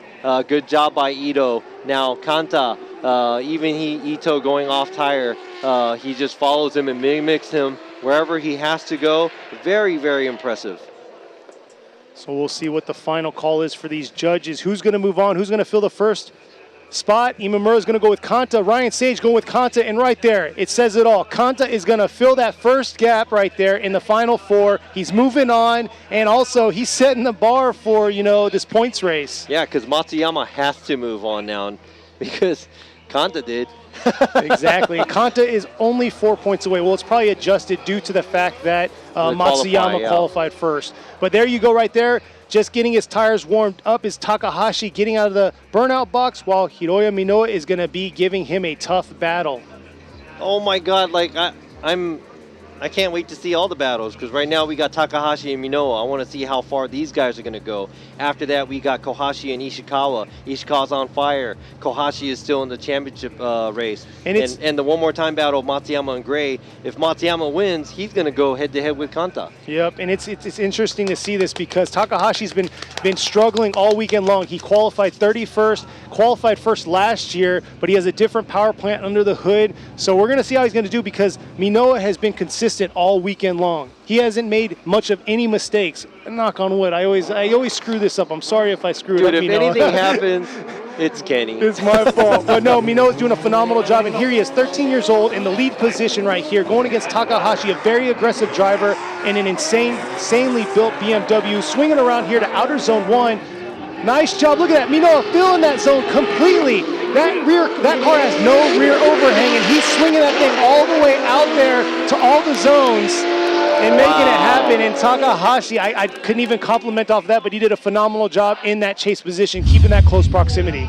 Wow. See, I love the way Minowa drives because his lead run is always the same. And it sucks to be a lead run because it's very predictable, but it's a very clean, fair run where it gives the chase car to show off their skill to chase down the lead car. And he does a great job on that every lap. I got to say, the fluidity. You see no judders, no nothing. Watch his lead run. He doesn't even, he doesn't have feelings. Yeah, we're not going that far with it, but yo, look at that. And you know what? I would have to say his idol, his favorite drifter in the world is James Dean, not his dad.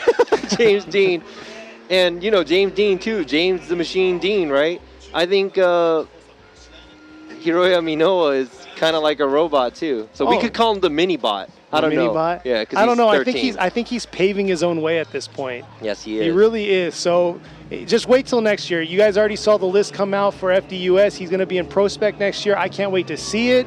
And, he's killing it already, coming up quick in the scene. I still remember 2 or 3 years ago, he was out there at Ebisu, right? Drifting an automatic JZX 100. While I'm over here in my manual, and I still am garbage compared to him. No, I mean, but I've known the family for a while too, and I've known Minowa. I think I met him when he was first born, So in watching him, and now I'm judging the series that he is competing in with his family. It's great stuff. But also Takahashi, another young driver in a very different car from everywhere, and he is a bullet. So let's see what Minowa is going to do behind Takahashi and see how Takahashi's going to lead him. Yes, he's got to be very aggressive in that chase because here you go, Takahashi filling out, not quite all the way out to outer zone 1 and or outer zone 2, but look at that. Minowa diving in through that inside clip, adjusting himself, leaving the outside clip. Can he hold on to that outer zone 3? We'll have to see. We'll have to check the replay on that because, man, Takahashi was throwing some rubber. All right, now let's go ahead and see if Takahashi, he does come a little short at the outside zone 1, has a long e-brake at the outside zone 2 area. Now, we're going to have to see the drone. Yeah. We'll see. It almost looks like Minowa is overshooting that outer zone 3. And here he is. Transition. Was a little shallow. Dove into that inside clip. Oh, no. Okay, never mind. He's good. Tires. 2 tires off there in the outer zone 3. But, man, for a side-to-side comparison, Takahashi definitely could have filled the zones a lot better. He missed the inside clip there. So going back to, what we want the lead driver to do, he misses a little bit of outside zone 1. He misses outside zone 2. Then he tries to extend it a lot with the e-brake. So you see a good sizable amount of e-braking there, which could kind of throw off the chase car. But at the same time, Minowa was on the wrong line at the outside zone 2, not making it all the way out. And he does dip 2 tires as a chase car. So these are the parts where we have to dissect and see. So we'll see here. Like I said, Minowa did a phenomenal job in the lead, but that chase right there definitely hurt him and is making it harder for these judges to make the right call. Luckily, he saved the car from washing out into outer zone 3, was only dipping 2 tires. It could have ended a lot worse with the 3 tires because a lot of the drivers that were diving into that inside clip, here's a side-by-side, found themselves deep in that outer zone 3, dipping 3 tires. There you go. Real nice in the outer zone 1 by Minowa. And you can see how Takahashi was a little short on both, actually all 3 zones. But he did a good job on the chase side of the house. So we'll see here. Who's going to fill? This is the right side of the bracket, the top right corner of the right side of the bracket. Who's going to move on to the Final Four? Or are we going to see a one more time battle between these two amazing drivers? And if you're just tuning in, you've missed a lot of exciting drifting today here at Fuji International Speedway. Imamura going with Takahashi, Sage going with Takahashi, and there you go. Kazumi Takahashi is going to get the win and move on to the Final Four. The number 31 qualifier made it all the way up to the semifinals and knocks out the 13-year-old. Now going back to those two battles, Takahashi's lead, he does miss slightly at the outside zones, but at the same time, the bigger mistake where Minowa made going from the outside zone 1 to 2, he was way too shallow and he had to get on the e-brake and wait for Takahashi when he was diving into the inside clip, and also moving the line cross because he was coming in straighter than making a radius around the inside clip. Basically shot him out to the outside zone 3. He dipped 2 tires there as well. So yeah. So that was a sizable mistake made by Minowa, but his lead was very, very good. If his mistake was smaller as a chase car, that could have been a one more timer maybe. But congratulations to Takahashi. He's moving on to the Final Four. And here we are with our one more time battle back on the left side of the bracket. This was our first battle for the grade 8. Who's going to move on to the Final Four? Is it going to be Gray in the chase, or is it going to be Matsuyama in the lead? And there they are coming around outer zone 1. Matsuyama just doing what he does best all day long, all weekend long, ripping into outer zones and making it happen. It looks like Gray is losing it right there at the end. Andrew Gray, that was multiple tires off and he was caught in the smoke. And that angle Matsuyama was pouring down. We got to check out this replay here. What? Yeah. Andrew Gray was doing a great job, but from here, wow, he turns up the smoke. Found himself in that danger zone right there. I think Gray was slightly behind, and he put himself in that position where it was just a lot of smoke right here. And,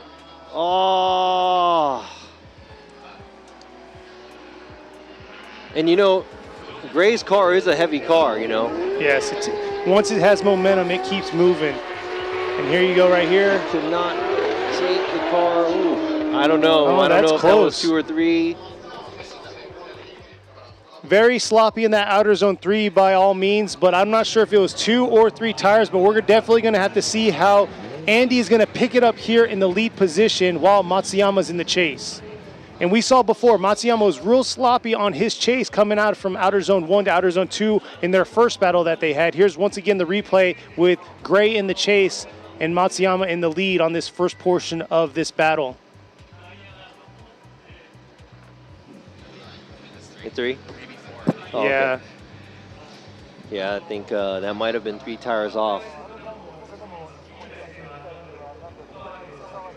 Yeah, we'll see here. So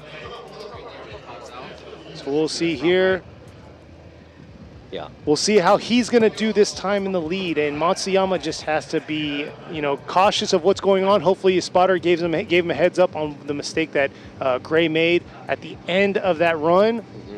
And you know what? I think Andrew Gray now, he's probably going to do like a 500-point run. I know. As a lead, because you know what's crazy is I talked to him yesterday after qualifying. He says, "Hey, I'm not going for any championship or anything. I've been out half the season." He's like, "I'm just here to have fun."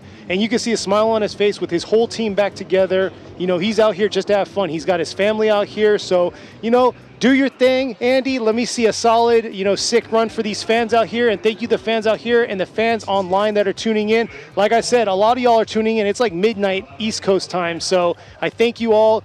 And yeah, the rest of y'all all around the world too. I'm sorry I reference a lot of the East Coast and, US and stuff. It's a global thing. You guys are all viewing globally on what we're presenting to y'all from Formula Drift Japan. So this is it. This is the last round here for Formula Drift, the 2022 season. So it's pretty bittersweet though. But at the same time, I'm excited for next year because the gates are now open. So bring on the foreign drivers and bring on the competition. We'll see. Looks like we'll see if we can get the start gate on there, see what's going on. Here's a view of the track. And you can see how the pylons are set way back. So the biggest thing is the rumble strip is where their guidance on where they need to be on the track. This is a lot easier. Some of our other tracks, we paint down the lines, so we have the cones a little closer, but this is something that we want to start, so it takes away from all the, the pauses and the dead time in the competition like we just had. So here we are, ready to go. Start the second half of this battle. Yeah, I almost want to hold my breath. Super exciting to see this. You sound like you are. But yeah, it's while we're cold. waiting, here we go. We got India West Coast over there. Thank you all for the shout out. Thank you, Matt, for appreciating us. We appreciate you for tuning in every time. You've been here, all y'all been watching all season, hearing us jabber and maybe get better or worse. You got Portugal, Malaysia, see, all over the world, like I said. Slovakia, Indonesia. Wow. Let's see.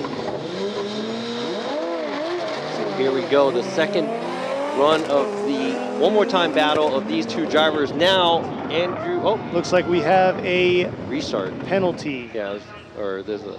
Probably pylon touch. Oh, that was the first cone pylon I touch. know. I even forgot about that. Hey, Hey. pylon touch. Hey, we got an idea, pylon touch shirt. Once again. Well, that shirt wouldn't sell so much today because they didn't do too many. True. Nah, I'd still sell.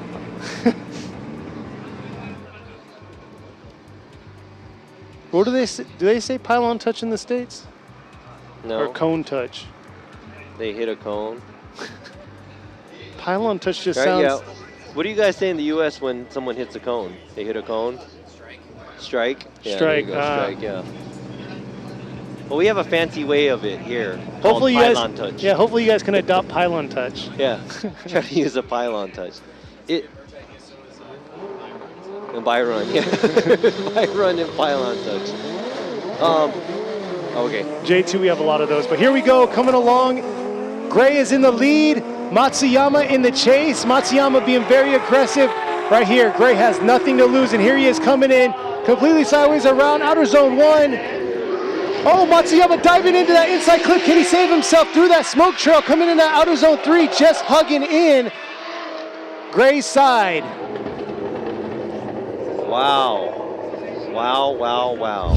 All I've been saying is wow and amazing and beautiful. And Are you talking about me? No. Oh, okay. I mean, I can't. I mean, I'm lost for words. It's okay. Yeah, it's like there's so much going on. I mean, I know I do this that is the to you. most exciting Formula Drift Japan event I think I've ever been to.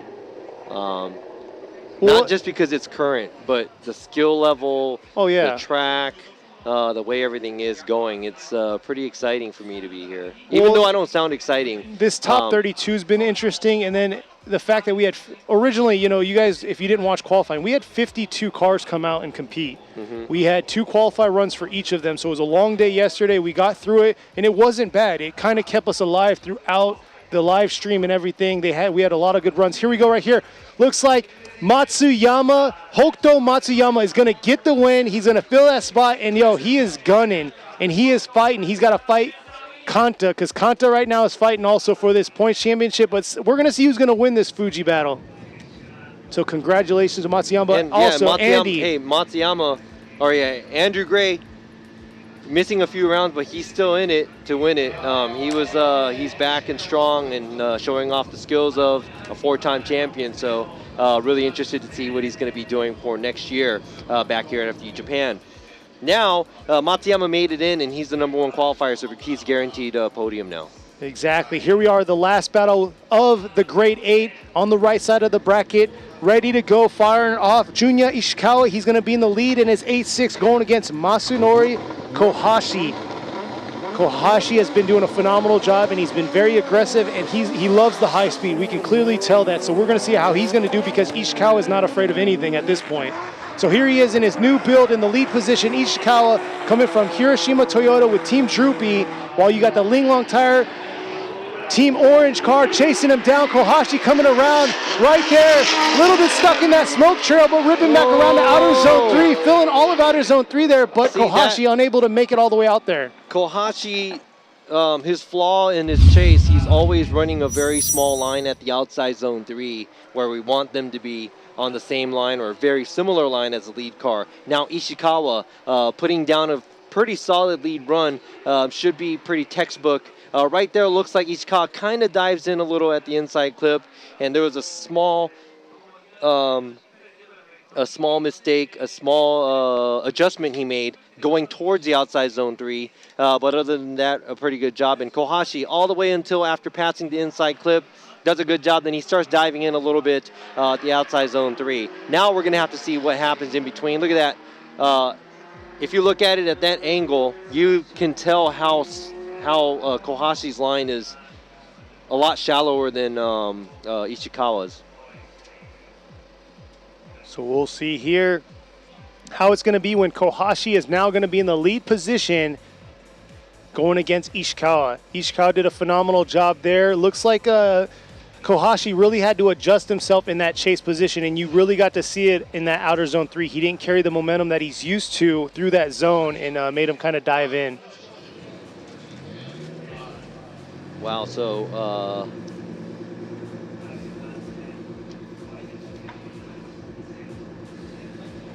there you go at the line, ready to go.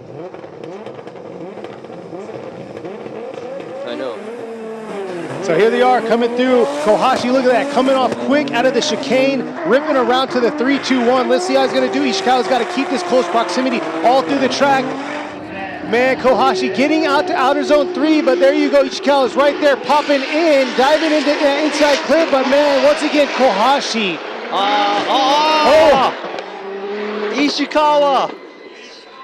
Ishikawa, man. Major mistake at the outside zone 3. And it was a very obvious one too. Now let's go ahead and check out the replay. It looks like Kohashi, a little bit more grip, leaving Ishikawa. And right here, the gap. Ishikawa tries to close the gap, gets closer to the outside zone 3. Oh. Now right there, he loses drift and drives straight through. Major straightening right there, which you already know that would be an incomplete if this was qualified. Right there was an incomplete chase run for him. Look at that. Dove in right there, and for some reason, I don't know. Couldn't keep it in drift I or don't what? know. Yeah, I don't know if something happened. He gripped up. I am not sure. Man, it only takes 1 second to change. You know, as he was about to finish the outside zone 3 area, I was just thinking in my mind, all right, I have to dissect this and do this and that and think of this, but. All right, Imamura's going with Kohashi, and there you go. Masanori Kohashi is going to get the win, and he's going to be moving on, filling that last spot into the Final Four.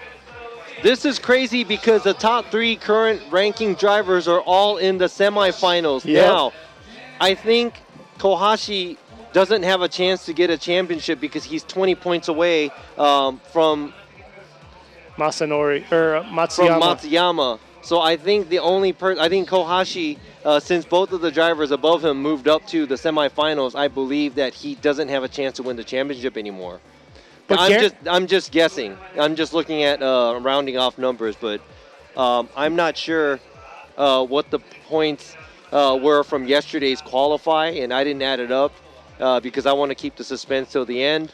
Yeah. And now I think all the drivers are just like, you know what? I just want to win. I just want to win the round. Just win this round for sure. If I get the championship, that's even cherry on top, maybe. Yep.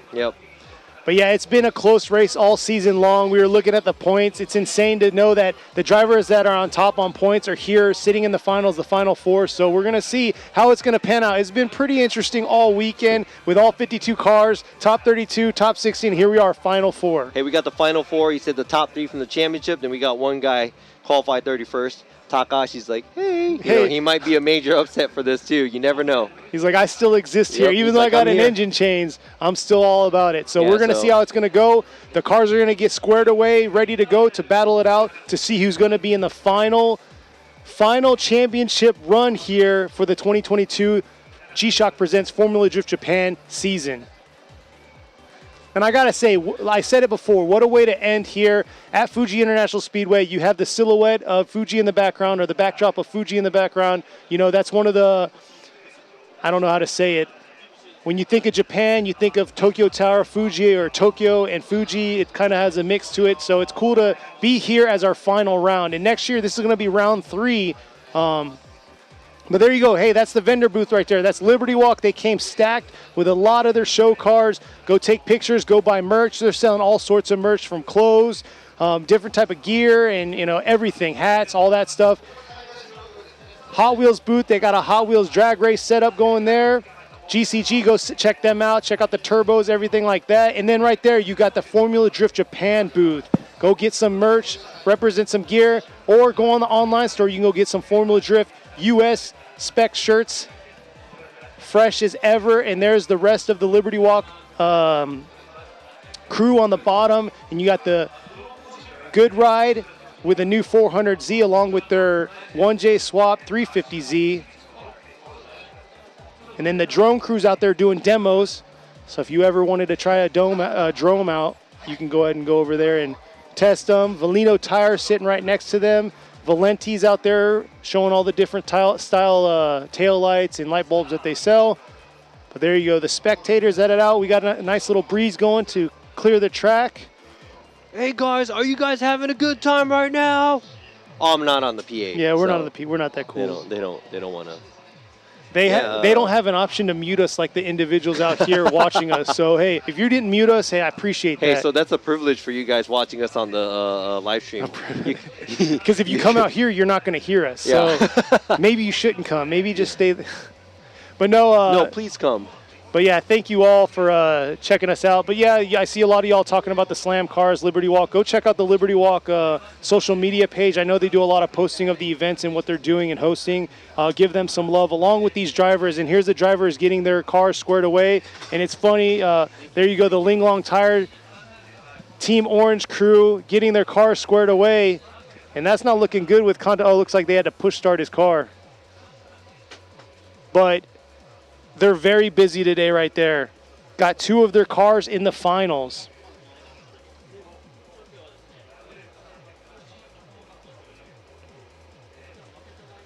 Looks like they're giving him another boost. I hope this isn't bad news and he'll be able to make it, because this is not the way Kanta wants to end his season. But we'll see here. And you can see right there, the Kazama, Team Kazama with Power Vehicles out there trying to help that car out. That's what I like about the sportsmanship out here. I think I got it down right now. So Kanta has to beat Matsuyama and win the event to win the championship. You're not supposed to tell us this. We want to be in suspense. No. no. I want to know. I'm taking this from you. But no. The cheat code. And then Matsuyama has to beat Kanta. And as soon as Matsuyama beats Kanta, he wins the championship. Oh, man. But this isn't looking good right now, because Kanta has multiple teams out here helping him to figure out what is going on with this JZX 100. And there's the Ling Long Tire girls awaiting the anticipation on what's going to happen with Kanta. Is he going to be able to make it to the start line, or are they going to have to call it? And you can see right there, Suenaga was there too. Hood's open on, that's actually Daigo Saito's car. Yes, they look very much alike. Matsuyama's car. Now Matsuyama's going to the start line, and as soon as he gets to the start line, if Kanta's car's not there, they're going to have to call a competition timeout. And right there to the right, Suenaga's helping out his team. Oh, let's hope for the best here. And right there, there's the tech guys, the Formula Drift Japan tech guys, awaiting whether or not this is going to be their competition timeout. And there you go. Nagase helping out also. I love the sportsmanship out here, coming together, trying to see this final run go down. Maybe that wasn't him, but we'll see here.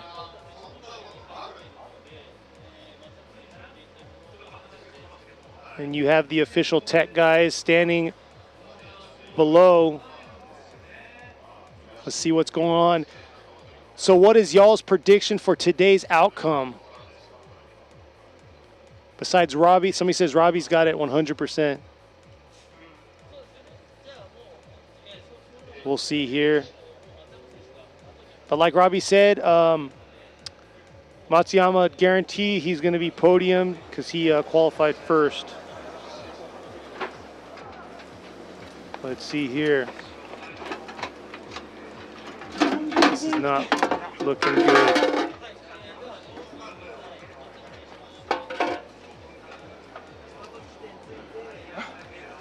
But yeah, the Team Orange, the Linglong Tire Team Orange, they've been busy all day long. Unfortunately, they couldn't get Suenaga out of danger. He unfortunately, the throttle body replacement, couldn't make it to the line. Now let's hope that this isn't the same situation. There's Suenaga right there helping out. Yeah, I think Matsuyama's in the burnout box getting ready. So as soon as he gets to the start line, the 5 minutes is going to start. The competition timeout is going to start for Kanta. And they're really going to be, they're only going to have 5 minutes. And then talking about what Robbie was saying about his car right there, front radiator, you know, just kind of like a normal street build, I guess you could say. But we'll see if this car is going to be able to fire back up and they can get it to the line. They tried push starting it, but unfortunately it wasn't working for them. So we'll see here. And now the competition timeout is starting. And whatever the problem is, Kanta and the team has to deal with the situation. Oh, sounds... Oh, sorry. Man, this is like... That's rotary sound in the background. If I was Kanta right now, I'd be like almost throwing up. It'd be frustrating. So nervous, It's so frustrating because now you're on a clock to make it to the line and they don't even know what the problem is. Well, they know what the problem is, but they don't know where it's at. Yeah, they're probably like, yo, just jump in Kohashi's car. We got it. Yeah. I don't know if they're doing a battery swap because the alternator's shot or there's a fuse issue or what's going on, but... Yeah, I'm not sure. Oh, man, I don't know if there's like a shortage somewhere. Or if the kill switch is messed up.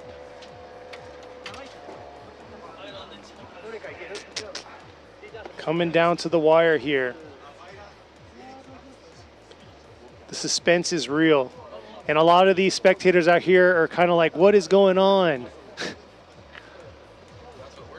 Yeah, I know.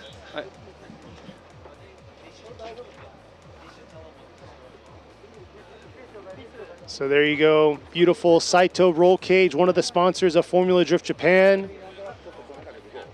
And we're going to see how this is going to pan out for Kanta. The Linglong Tire Team Orange. Y'all have probably seen them many a times, Ebisu guys.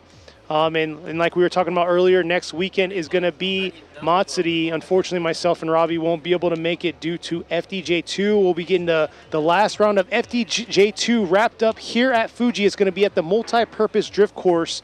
And I'm excited for that because this is the first year us coming to Fuji for the final round of FDJ2. And at the same time, this is us wrapping up our second season of the FDJ2. And if you don't know what it is, it's almost like Prospect, the same concept. We move the guys up from FDJ2 to FDJ just to make the Pro Series ever-changing but always competitive. So it's at the top of its... so the drivers are at the top of their driving skills. So we'll see how it's going to go this next year coming up, who's going to enter in. And then also on top of that, the borders have opened up. So most of y'all know that. Some of y'all are either already in country or have plans to come into Japan to visit. It's been shut down for 3 years now due to the situation with COVID and everything. But hey, now it's opened up to everybody. And, you know, come out here, come visit. The schedule's already out for next year's Formula Drift Japan. Try to schedule around that to one of the events. That'd be awesome. You know, see what it's all about here in the Japanese Pro Drifting Series. And at the same time, come support and meet some of these drivers. I mean, that's one of the things I got to say when I joined the organization to help out is the utmost respect that they have with one another, one, but two, the openness that they have to communicate with you. If you want to, try to talk to them, they'll be willing to talk to you, take pictures, show you their cars, explain a little bit about their cars. So it's pretty awesome interacting with them. So that's like 2 minutes, and I heard it's an electrical issue. They said battery, wiring, the ground, the kill switch. I'm not sure what it is, but man, I wish I could, jump in and give somebody a hand to make this car go because, I don't want them to go out like that.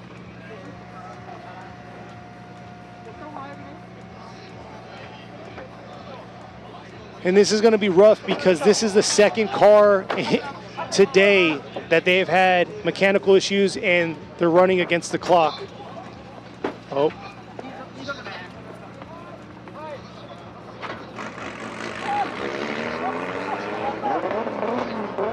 So we'll see here. Looks like he has got it started. Talk about the suspense with a minute left. Getting the car running. Yeah, so we can actually see this battle go down right here on the left side of the bracket for our finals.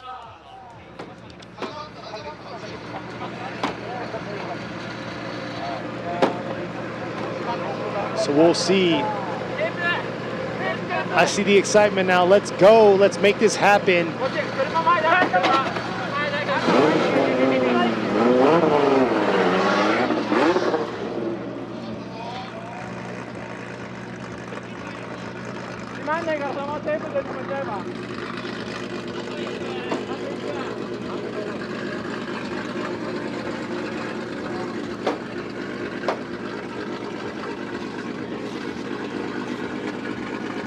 All right, I think they have 1 minute left. They have 1 minute left. Now the door doesn't close.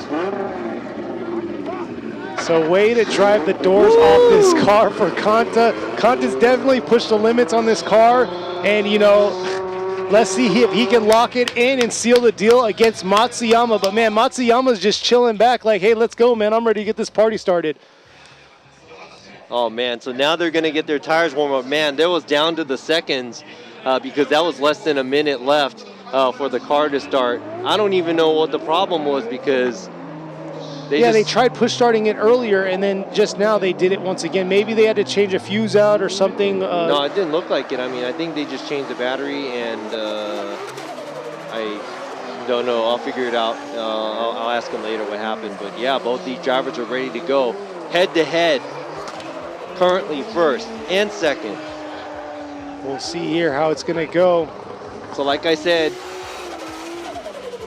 when Matsuyama wins, he wins the championship. Kanta beats Matsuyama. It has to be either Takahashi or Kohashi wins the championship. How, people think this is, there's like a script for all this. It's like, how can we do this and plan it so good? I mean, if it was going to be like this, we could have just done one round of Fuji. I must say, though, the dynamic of judges that we've had this year has been pretty awesome because we've had a blend of judges this year for every round, and I think that's pretty awesome. We had a remote judge. We had Chris Yule from the U.S. We have Ryan Sage right now for the final round. We had Dai out here early on. We can't. There's no way you could cheat the system. This is crazy. So if you believe in that, you're wrong. So now let's go ahead and see who's going to be on top. Is it going to be Matsuyama or is it going to be Kanta? And here we are. Matsuyama is in the lead. He's been doing a phenomenal job all weekend long. I can't say it enough. But Kanta, at the end of the day, has been killing it also. Here they are coming into outer zone 1. And man, I can't even see Kanta. Oh, no! Kanta just could not hold on right there. And hopefully, let's hope that this is not stemming from the original issues that he has. I still can't see Kanta. There he is at the end right there. If this is not stemming from the original issue that he had with that 5-minute competition timeout. Yeah, it's. Oh, he washed out right there. There was backfire, and he looked like he was struggling to get the rear end out on the car, and it was backfiring, and it looks like he even kind of gave up. Yeah, right there. He did like a double initiation through that 3-2-1, washed out of outer zone 1, and just. Called it right there. Definitely not the way we want to see it go down. Kanta sitting right behind Matsuyama in points. What a way to come to an end to the season right here between these two. We're going to see how Kanta's going to do in the lead. Anything can happen. Matsuyama, he had his fair share of mistakes early on too in the top 32 battles with the chase position. We'll see how he's going to perform while Kanta is going to be in the lead. Man, I don't even know if they're going to try to make the lead. I don't know if there was some kind of issue with the vehicle. Because he has no competition timeout left.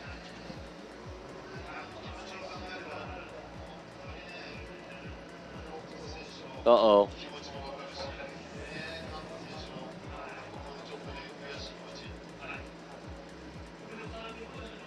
So we're going to find out what's going on here, what the question is.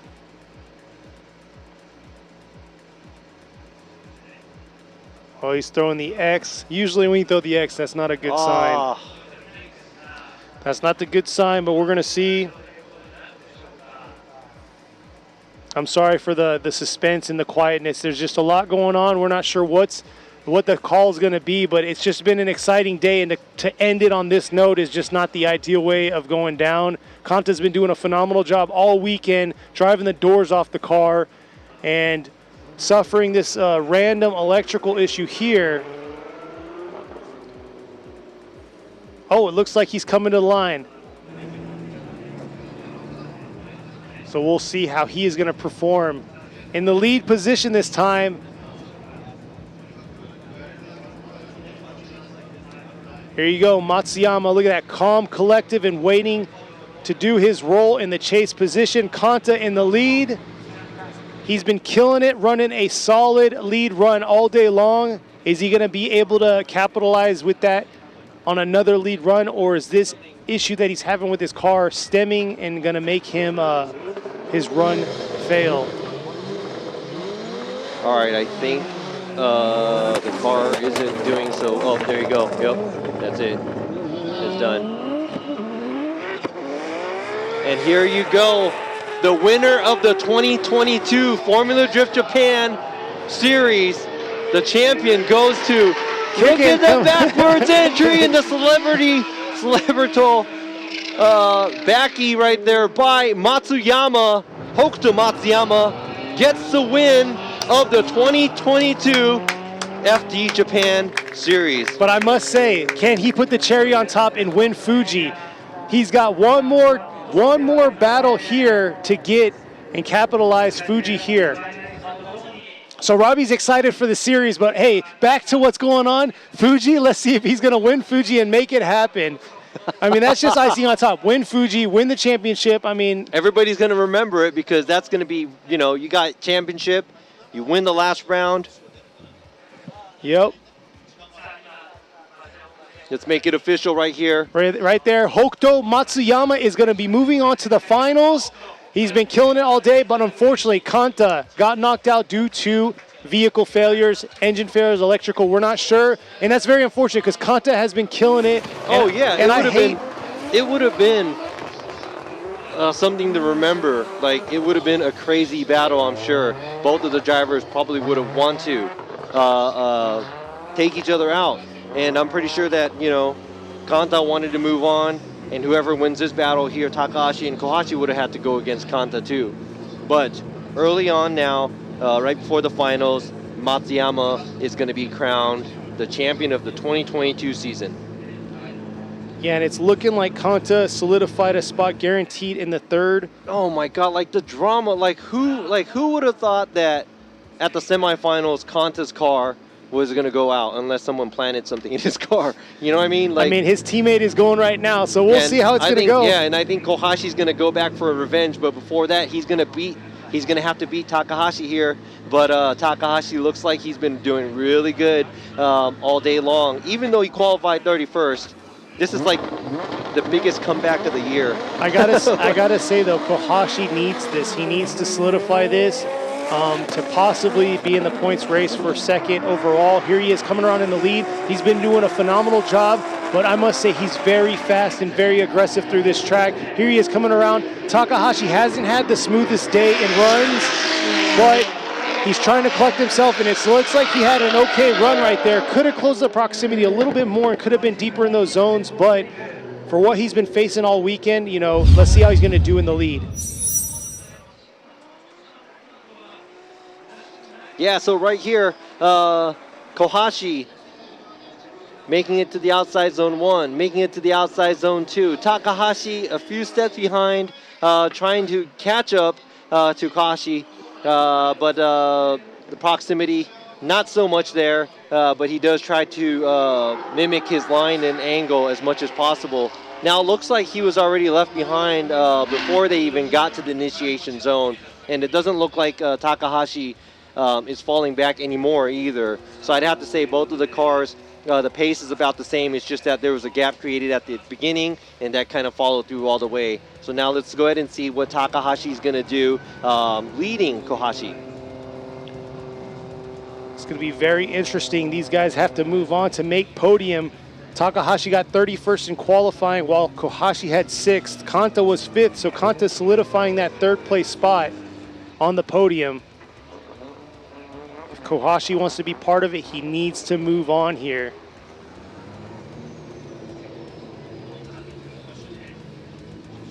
We'll see both ready to roll. Takahashi is in the lead this time. Kohashi is in the chase.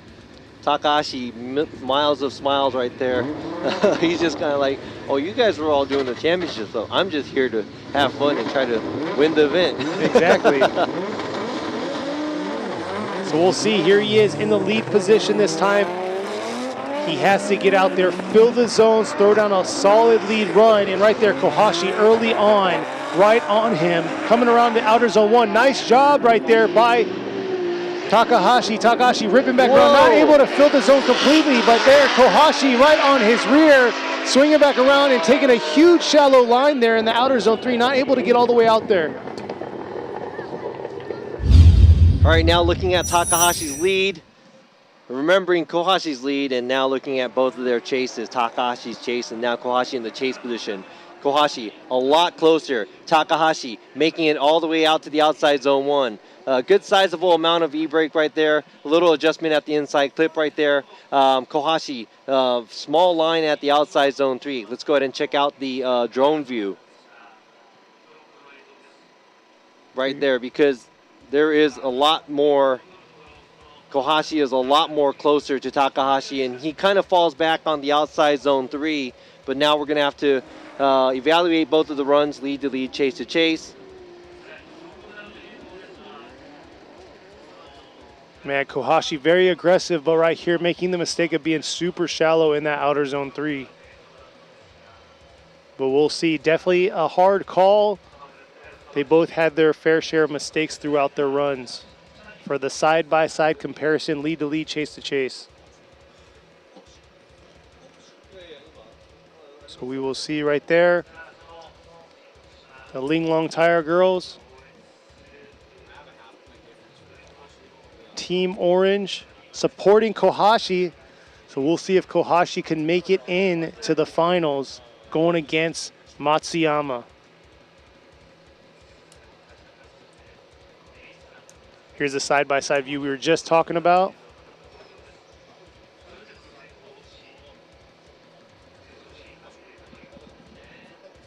Kohashi a little tighter on the proximity throughout those zones. But Kohashi also filling outside zone 3, but in the chase, nowhere close to it. And there's the fans out here.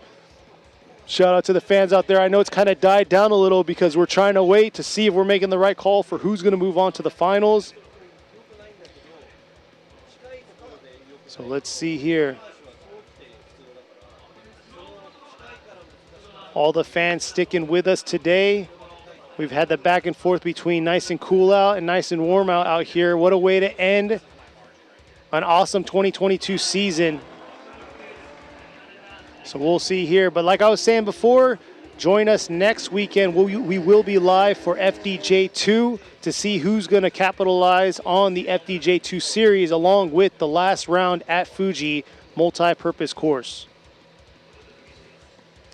It'll be myself and Robbie live. We'll be doing a dual Japanese and English commentating due to the fact that we will be on the PA system. So Robbie will be doing a triple duty that day. So these are some tough calls because these drivers aren't making it easier for us because right now the lead to lead, they're almost maybe even similar, very similar, but Kohashi a lot closer but dives in way too much at the outside zone 3. Takahashi doesn't dive in.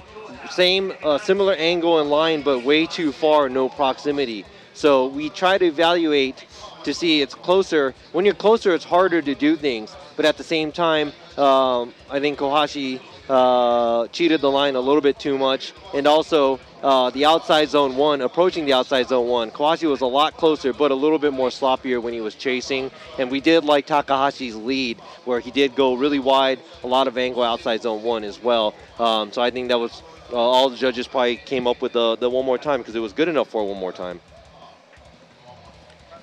Yeah, just like you were saying, it's not the cleanest run that we've seen all day long, and that's not a way we want to end the right side of the bracket. So definitely going to see a one more time between these two and see who's going to go and battle it out with Hokuto Matsuyama. But there you go. We'll see if the temperature change is going to play a part here in the finals. Sun's going down, but you can see right there, spectators are still out, booths are still set up. Go get something to eat. We're gonna let these guys get their cars squared away for this one more time battle for the right side of the bracket.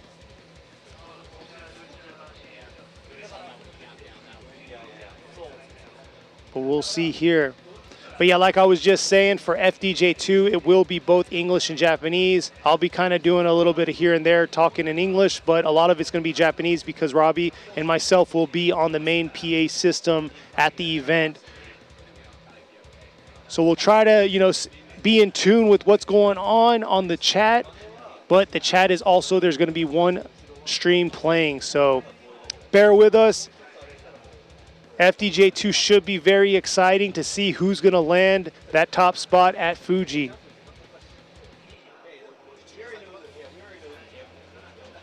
But we'll see here.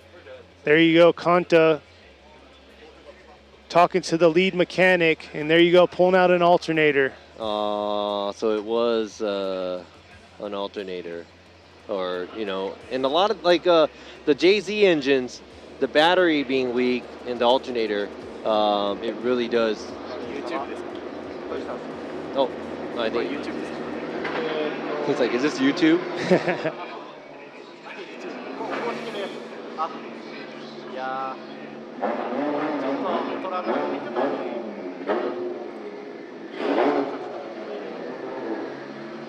Dude, Kanta's like 22. Man. Hey, maybe, I think they don't know that the camera's on, but we get to watch Kanta, hang out right there. Why but yeah. does he not use his last name anymore? He's like Madonna now, right? I don't know. Oh, there you go.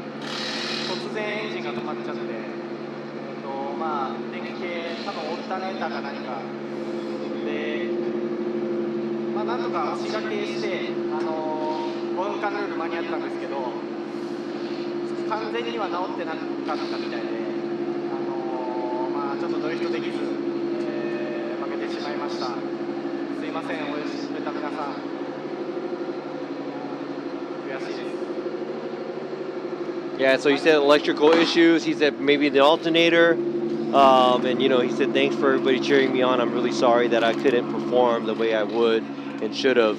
And they said, they push started the car, it started, but obviously that wasn't fixing the mistake.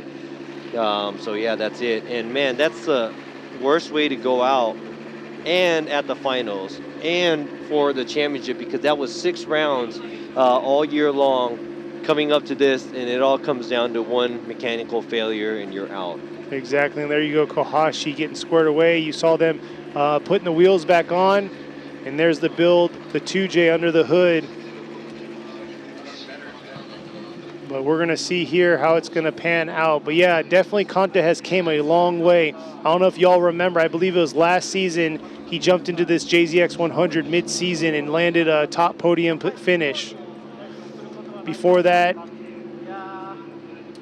he was in an S chassis, but yeah, huge jump to this JZX 100. 隠しましたので、行っちゃってください。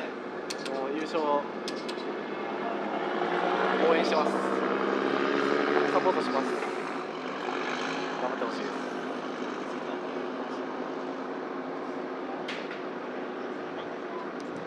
す。So I think he is. He was telling us that he, 100%. Now that he's not getting the championship, he wants Kohashi to win the event. So he's supporting him 100%. So he's cheering him on. So yeah, good luck from his teammate. And see how this one more time battle is going to go out with Takahashi. Kazumi Takahashi, he'll be driving that beautifully built BMW powered by a VR while he's going against this 2JS15 from Kohashi. Yeah, Kohashi, I think he's going to come in. I'm not sure if he's going to be second or third in the series, but he is, going to be one of those two drivers up in second and third. Now now he's going to win, trying to win this round. And I'm pretty sure he wants to, he's seeking revenge to Matsuyama at the finals because Matsuyama is already on the other side of the ladder, made it in after Kanta's mechanical issues. Now Takahashi, not easy at all to beat. Qualified 31st, which we were very, very surprised because he was the #1 qualifier last time we had a Formula Drift Japan event here. Well, he got a 99-point run, and yeah, his qualify didn't go as well as he was wanting to. But he made it all the way. Now he proved his point where, he does still favor this track, and he made it all the way up to the semifinals. And in order for Takahashi to be on the podium, he has to beat Kohashi because Kohashi qualified 6th. Matsuyama already made it into the finals, and he is first #1 qualifier, and Kanta qualified 5th. So Takahashi has to beat Kohashi to make it into the finals or on the podium. Yeah, we're going to see how that's going to go. And you were just talking about Takahashi, but yeah, the big thing is he was running a 1GR last year, and here he is with this new power plant under the hood. He's had his ups and downs this season, but it's good to see him go from 31st in qualifying all the way here to the semifinals. There were some unfortunate, wins, but he definitely fought through them and was able to make it happen. But we've seen a lot of interesting situations happen today in top 32 to top 16 with, laying solid lead runs, but then turning around and throwing it away on the chase runs, or vice versa. But we'll see here. See what's going on live in the chat with y'all. What's going on, everybody? I've already asked multiple times where you guys are viewing from all around the world, and I do appreciate every bit of that. You guys staying up late at night, checking us out. Gave a few shout outs to the people in the US that are checking out. Shout out to the FD family that's here, the FD US family that's here. I finally got to meet a large chunk of the FD US family. And it's humbling to be able to meet them and put a face to the name type situation. All right, so they're lined up. They're gonna go into the warm-up box.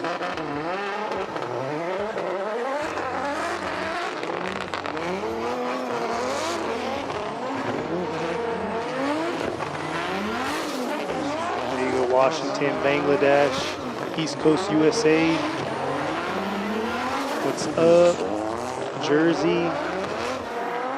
SoCal, Idaho. This issue is Robbie's fault for bragging about the Sorry. Hey, it's live. It's live, so when we say things, we apologize in advance. But yeah, Nevada, New Zealand. We see y'all out there, Puerto Rico, New Mexico, Slovakia, man, I could just... New Zealand, New Jersey, Tsukuba, Japan. Oh, New York, Local. New Zealand, Illinois, Bay Area, Philly, Chile. Victoria, Chile, Virginia, Montana, Mississippi, Quebec. All right, so they're warming their tires up. We're going to see this battle kick off. We're going to see who's going to move on and who's going to join Matsuyama in the finals and wrap us up on this 2022 journey that we've had all year round, getting some of our foreign drivers back from Singapore, from the U.S., and New Zealand. We had Mad Mike out here too, so hopefully we'll see all of them back next year joining us for the full season. But for now, I want to know who's going to wrap us up here at Fuji International Speedway for the G-Shock Presents Formula Drift Japan 2022 season. Dude, this list of Ukraine, South America. It's just going. That's crazy. You guys are the best. Well, my wife is the best and my son is the best. You guys are like second or third. I think fourth because you'll put your dogs then prior to that. Yeah, exactly. See? No, they're always the best. So. All right, looks like the start line is ready to go. The light is gone, and they are starting their one more time battle. Let's see who's going to win here. Is it going to be Kohashi, who is in the lead, or Takahashi? Yeah, Kohashi, just drift it. Don't run away. Ooh, no. Kohashi dipping a tire or two there, coming back around. Takahashi looks like he's picking it up here this time around on his chase. Ooh, there you go. So we do see some improvements, but it looks like Kohashi decided to take a wider line, not by angle, it's just more of a line adjustment. Let's go ahead and check this out. And Takahashi digging a little deeper into the lead car right there. Kohashi, a little bit of wavering outside zone 1, doesn't make it all the way out to the outside zone 2, but good enough. And outside zone 3 very clean. And Takahashi trying to mimic every move Kohashi is making as a lead car. Now it's going to be interesting whenever they switch their roles here. Yeah, I think the Takahashi has better proximity as a chase car this time around, and Kohashi taking a little too wide at outside zone 1. So small mistakes made by both drivers, not perfect runs, but you don't know what's going to happen until they switch places. Exactly. I've seen it all today, and too many times have I seen the chase car ruin it, and it will have the advantage and then turn around and ruin it. All right, so now we see Kohashi lined up, giving Takahashi chase. Yeah, let us know what you guys think about that run, and let us know what you guys think after this second run goes down. Looks like they're lined up, ready to go. And both incredibly built vehicles. Now Takahashi taking off. He is going to be leading. How is Kohashi going to chase him down this time? Coming around, Takahashi coming around outer zone 1, filling that outer zone 1 right there, flipping back around. But look at that, Kohashi diving in on that inside. Oh! Just losing all both. Was there a tap? I think that was a tap. I think Kohashi gave him a love tap. Ooh. I gotta see this again. Here we are. Let's check out this replay. Swinging around outer zone 1. Nice job. Looks like he dipped a tire there. Coming back around, filling that zone. Oh, yep, there was right there. Kohashi tapping his left rear. Huh? Front right. I say Kohashi, I'm sorry. Takahashi's left rear. That's what I meant. Right here you can see. Boom. Ah. Yep. Man. Right there. Kohashi came in real aggressive out of outer zone 2, diving in right there, and man. Takahashi spinning out after the contact. So we'll see.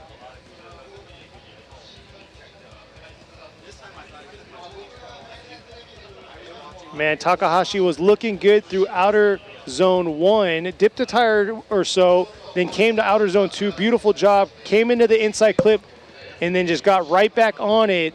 But it looks like Kohashi was coming in a little too hot there through that inside clip. He attacked, for sure he did. Here you go, Imamura going with Takahashi.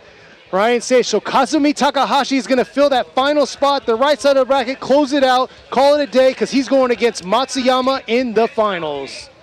Kohashi, great hustle all year long. And I think this will make Kohashi come in third for the series. And his little brother and teammate, not by blood, but, you know, little bro teammate Kanta coming in second. And now Matsuyama winning the series. Is he going to take the round two? We're going to find out in a little bit, because we'll be right back after these messages.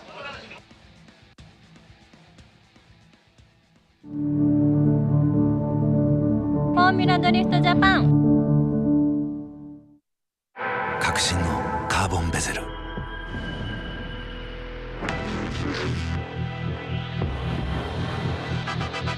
Bluetooth 搭載 G-SHOCK カシオ。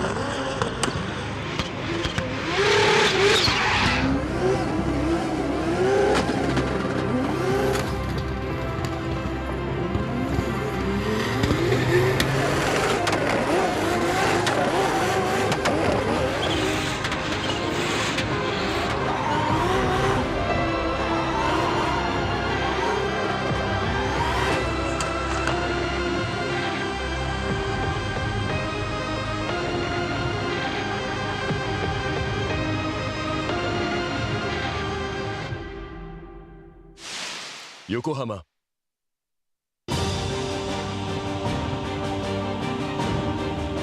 The brightness called brilliant, blinding and vivid. Valentine.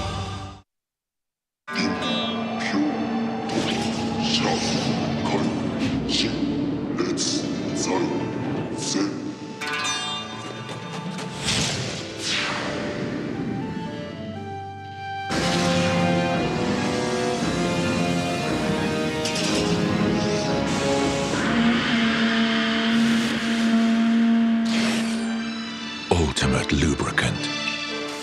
Mortis.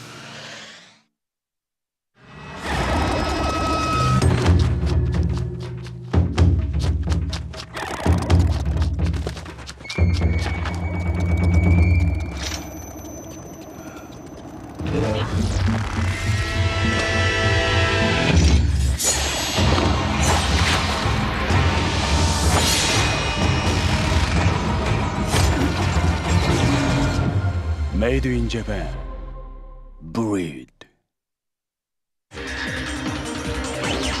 伝統と革新小倉クラッチのテクノロジーを凝縮チャンピオンを取るためのクラッチ小倉レーシングクラッチ ORC 究極の静かさと安全性。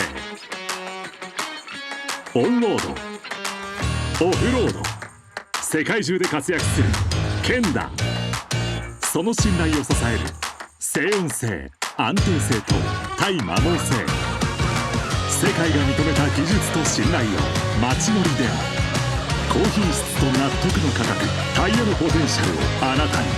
ケンダ。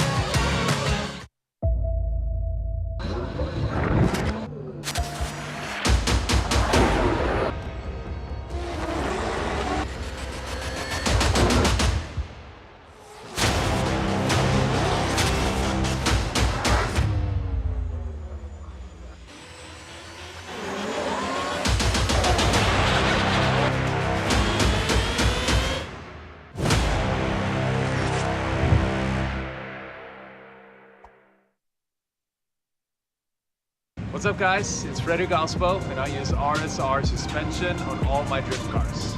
I love RSR. Iyo RSR Ichiban.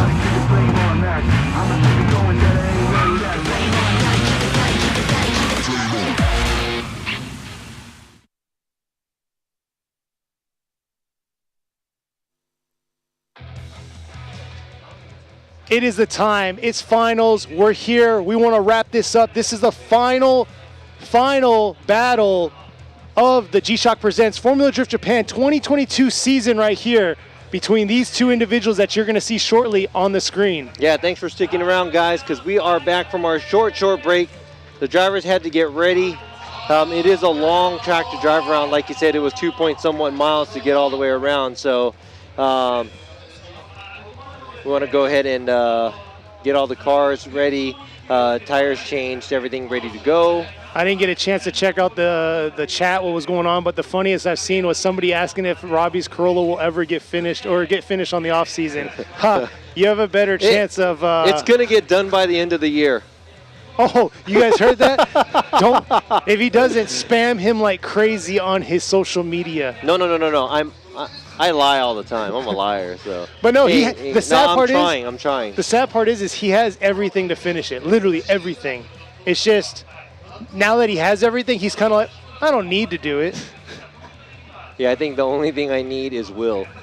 The will yes, to the do will, it. the drive. You need drive. That's what you need. No. I'll do it. But all yeah. right. Going back to the program here, Matsuyama qualifying first, made it all the way to the finals. Also on the way to the finals, he picks up his championship as well for the 2022 season. Then Takahashi qualifying 31st, made it all the way to the finals. Yeah, he just skimmed by in qualifying, just able to make it into the top 32. And look at him now. He's here all the way to the finals, trying to capture that last win of the season. And what a season to be. Like, we were just talking, like our guest judges, we were talking earlier, how we've had a blend all year long and how consistent it showed how the driving has been with all the different judges coming in, still seeing the same type. So Ryan, how does it feel to be the guest judge for the final round here? And we just we haven't crowned him yet, but now we know who the winner of the series is. And that's like a back-to-back series champion that you got to see live because you just came back from Irwin, or you just got done with Irwindale a few weeks ago, and now you're here in Japan. What's the biggest difference you see in the driving and how the program goes? Well, I mean, on the first question, yeah, the judging is definitely like very nerve-wracking for sure, because you want to make sure that you don't miss anything, and making sure that, you know, me in particular, I understand the nuances of the judging criteria that you have that are different than, say, the US series or something along those lines, and what these drivers are used to.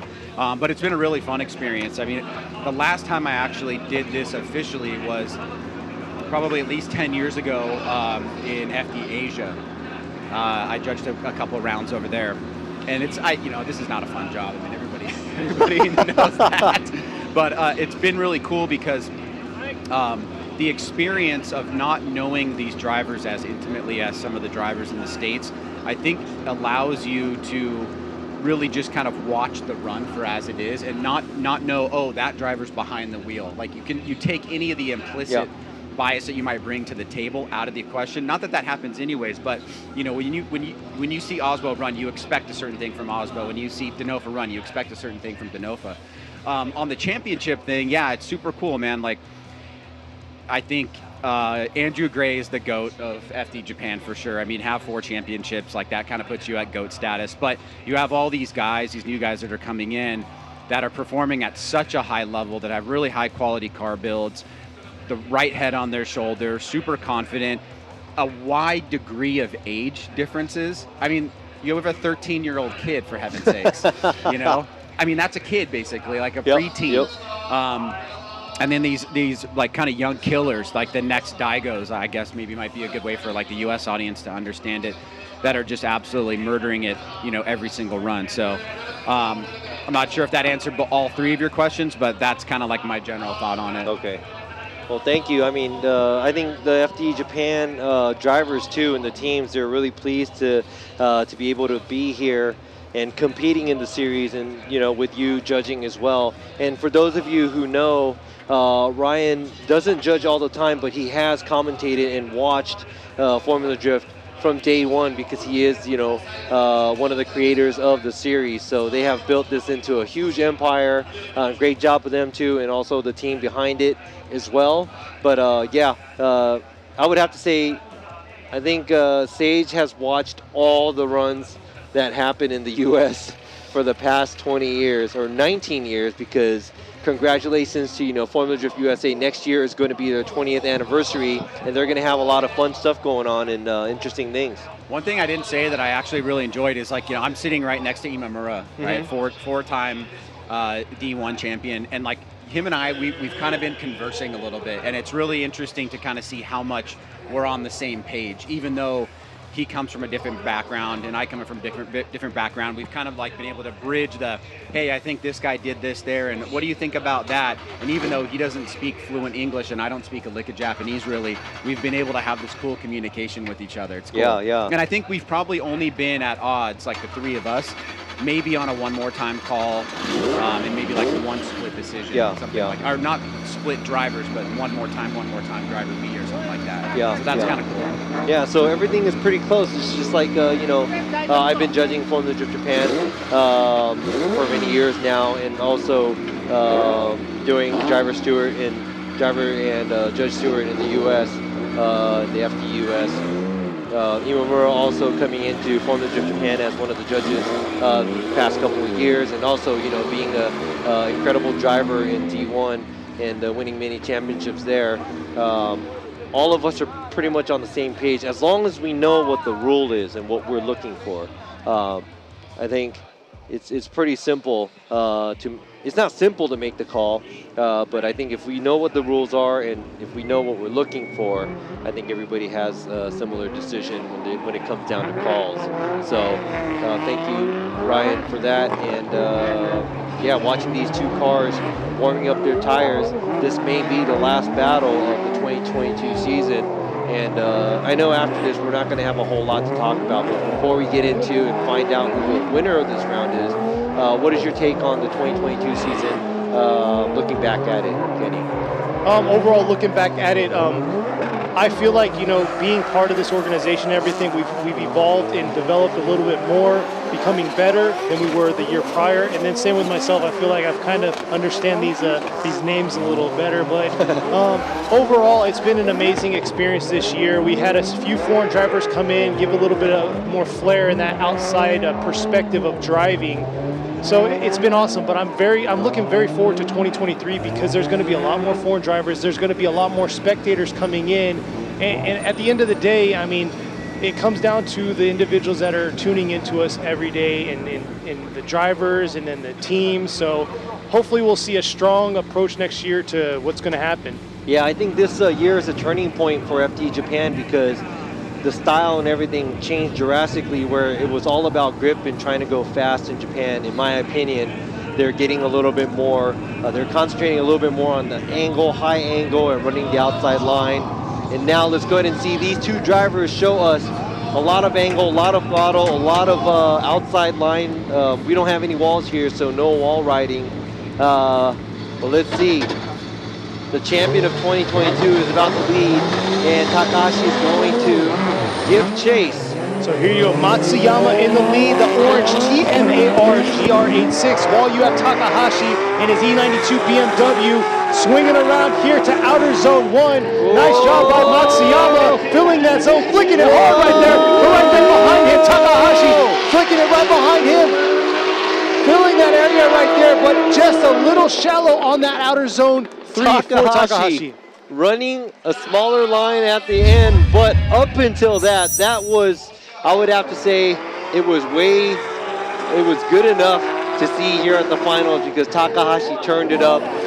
Matsuyama doing his thing as a lead, smaller line on the outside zone 2, cut Takahashi a little short, and maybe that's why he was affected. He runs a smaller line at the outside zone 3, but look at how close he got with mimicking the angle Matsuyama is pouring onto him. Look at this.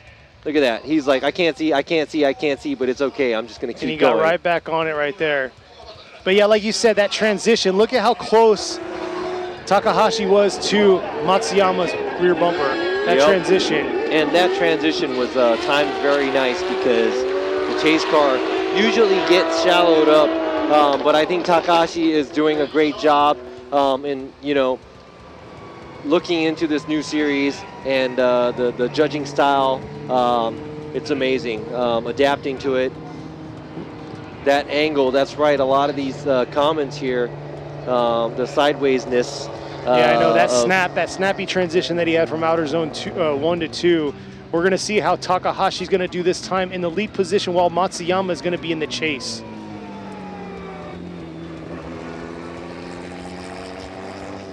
So right here, this could be the last run of the 2022 season. It's been quite the epic season this year. I'm excited for this outcome. Who's gonna get it here? Who's gonna land that top spot? So it looks like Takahashi's ready to go along with Matsuyama.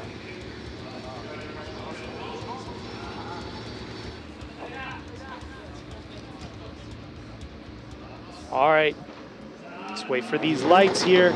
All right, now we're gonna see Takahashi lead, and the angle, both of the cars, both of the drivers know how to drive with deep angle, and I'm pretty sure Takahashi's. Whoa.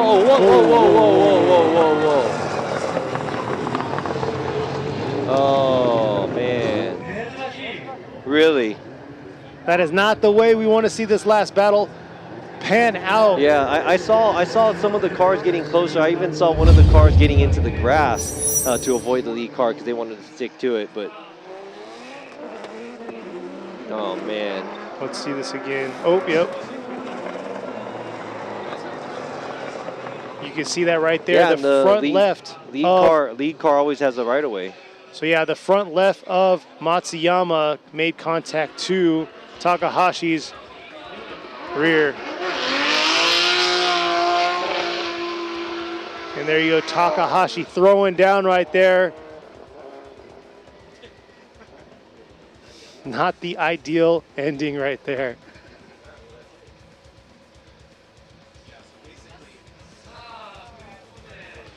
Matsuyama was very aggressive on that approach to the 3-2-1, and you can see how Takahashi was trying to make an initiation in that 3-2 zone, and Matsuyama was just too close to him, causing contact with one another.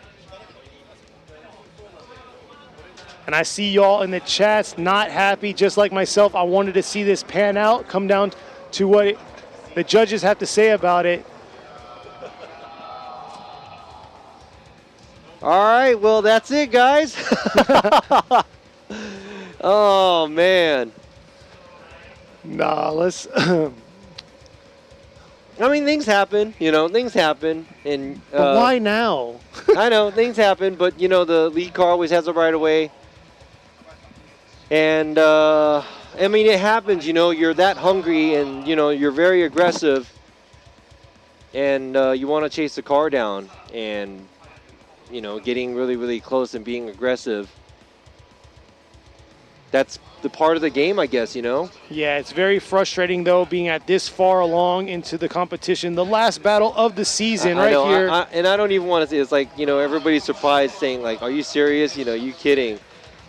I totally agree with you, you know, but the lead car always has a right of way. And, you know, I just can't believe my eyes right now either. But, I mean, that is, you know, part of the game. And, yeah, that's how it's going to be, I guess. So we'll see her. We're waiting for the official call here.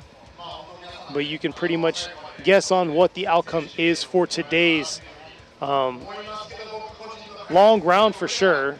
But we had 52 cars. At the end of the day, we had 52 cars yesterday competing for a top 32 slot. Rolled into top 32. Really weird on the bracket setup. We had a lot of outcomes that we weren't expecting. And then here we are at the finals. And who would have thought we were coming down to this, where there was contact coming in at 3-2-1, making the outcome and the call for this.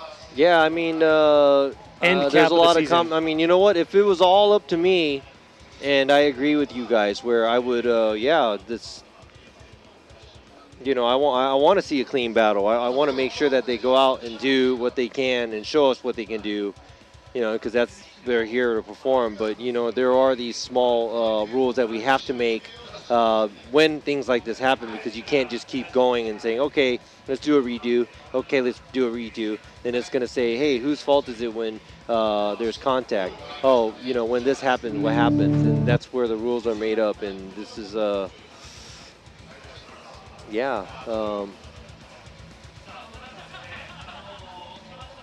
It's hard to talk any more and elaborate any more than that on what had happened. Yeah, because I can't make it sound any better. Yeah. I mean, it's overall, what happened, you know? But overall, let's capture about the season. Thank you all out there for spectating and listening in and tuning into the whole entire season. The fans out there waving, thank you all for sticking through. It's kind of chilly now. The sun is dwindling away on us, and we got a breeze going on. But, yeah, the teams, the fans, thank you all for chiming in, being intrigued on what's going on, and, you know, kind of filling us in on what you guys liked and what you didn't like about, you know, this round, but all the way through the season. Thank you for sticking with us and not only making it entertaining for myself, but keeping the energy alive for us while we're here live talking to y'all.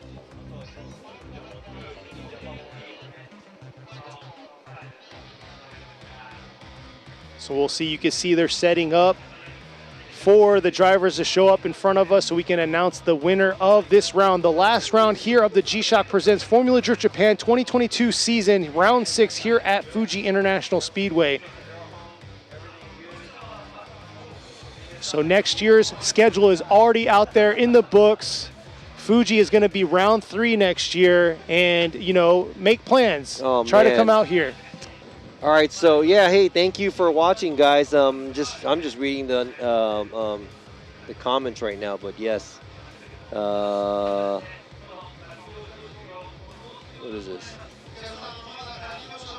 Yeah, thanks for first-time watchers too. Thank you for tuning in. You know, hopefully you guys can join us again next year. Also, we will be back for the FDJ2 round next week, next weekend.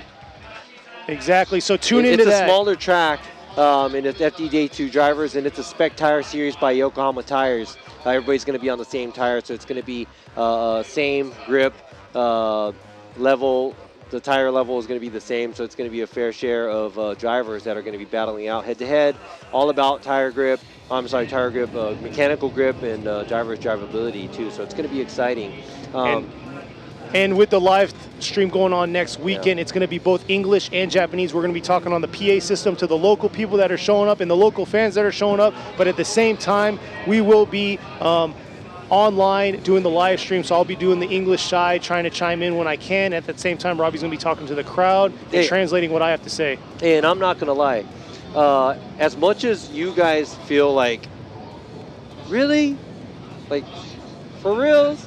I feel the same, and I'm not gonna lie. I know this sucks. I almost feel cheated a little. Yeah, exactly. It's like we got this far. It's been a long weekend, and we got cheated. But hey, it all comes down to this. Hey, but you know what? It's life. That makes it even better, where you can join us next weekend and next year. The Formula Drift USA Series. They do a live stream as well. And go ahead and tune in to all of. They have Drift Masters in Europe. Yep. They do have a lot of other. Series all over the world, so enjoy it, And I'm not going to sit here and say, who's better, and they have D1 Grand Prix in Japan as well. Just watch it and enjoy it, and just remember that everybody out there is out there to perform, to do good, entertain, to show, and entertain for us. And also the big thing is you can see the different dynamics of the different series on what they look at and the criterias and stuff like that. But at the same time, focus on grassroots drifting. I love grassroots drifting. That's what it's about too. Drift Week 6, you said, is on right now. You can check it out. It's all over social media right now. And, there's a lot going on in this world with drifting, even though, the travel restrictions are there. But we got Ebisu going, or not Ebisu, what is it? Matsuri next weekend too. Yeah, as well. So those of you who are here, go check that out. But make sure you try to check us out at FDJ2 at and you got clutch kickers too, so I'm not going to leave that out. Yeah, it's a big one right there.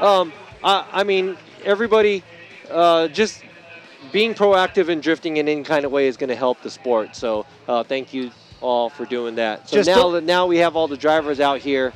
So we can make this announcement. We'll see here. Man, I need to talk to these guys later. I'll be like, yo, what was that? I know. And hey guys, trust me. I'll go and talk to them about this, and I'll give them the whole. Yeah, go check out Robbie's YouTube too on the off season. He'll give you some insight. Oh yeah, you know what? Yeah. Hey man, Robbie, it's fun. No, he gives shout out for myself. Yeah, he gives a good insight on everything, and you can hear my voice on there. I didn't film anything this round though. Yeah, because we were too busy. I was having so much fun because we have a lot of the FDUS staff is here. It feels like, it's like the most international round that we had in Japan for a long time because everybody's here. And I had a blast this weekend. So, going back to the result here today. But the season, it wasn't what we wanted to see. Exactly, and the season's wrapped up. Maybe we'll get some off-season drifting in. Yeah, but just everybody stay proactive. Watch any kind of drifting. Go enjoy it. Go to the track. Just make sure it's safe. Don't do anything dumb to get hurt. Make sure it stays safe and enjoy it. Just have to enjoy it and stay positive. Everybody's trying out here, and even if the results today didn't look so good because of what happened, these two drivers duked it out all the way to here, and they did a really, really great job. So now let's go ahead and announce the winner. Oh wait, I'm sorry, not the winner. So the third place. So the third place for today, y'all know he's right there. His car was unable to make it. He was having issues at the end. He's with the Linglong Tire Drift Team Orange in the JZX 100 Chaser, number 57, Kanta. Phenomenal job this year. And it's like the car issue taking him out so early. Man, that's, late, you mean, all the way to the finals. And look it's too early, All right, now the winner here at the 2022 finals, FD Japan round here at Saiba. So there you go, right there. He got second. Matsuyama got second right there with that the was a mistake, TMAR GR86. Yeah, so let's start that over. So the winner here at the 2022 finals here at Fuji, it goes to car number 36, TMS Racing Team Silent Tire, Kazumi Takahashi. The winner here at the final round of the 2022 season, Fuji Speedway, goes to Takahashi. And look at the smile, like you said earlier, from ear to ear.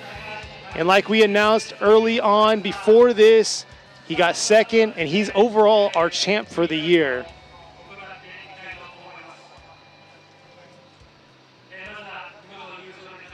Which they already announced, but I'm going to give it official. Hokuto Matsuyama, he got second overall. He's the champ for the year.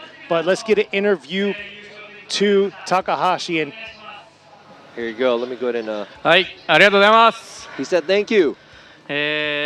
昨日の単走ちょっと失敗しちゃって、 I messed up ちょっ my と本当予選に落ちるんじゃないかっていう気持ちがギリギリ通れて、 and I barely made it through qualify. まあ本当一晩しっかり考えて、 And I thought about a lot of stuff over the night.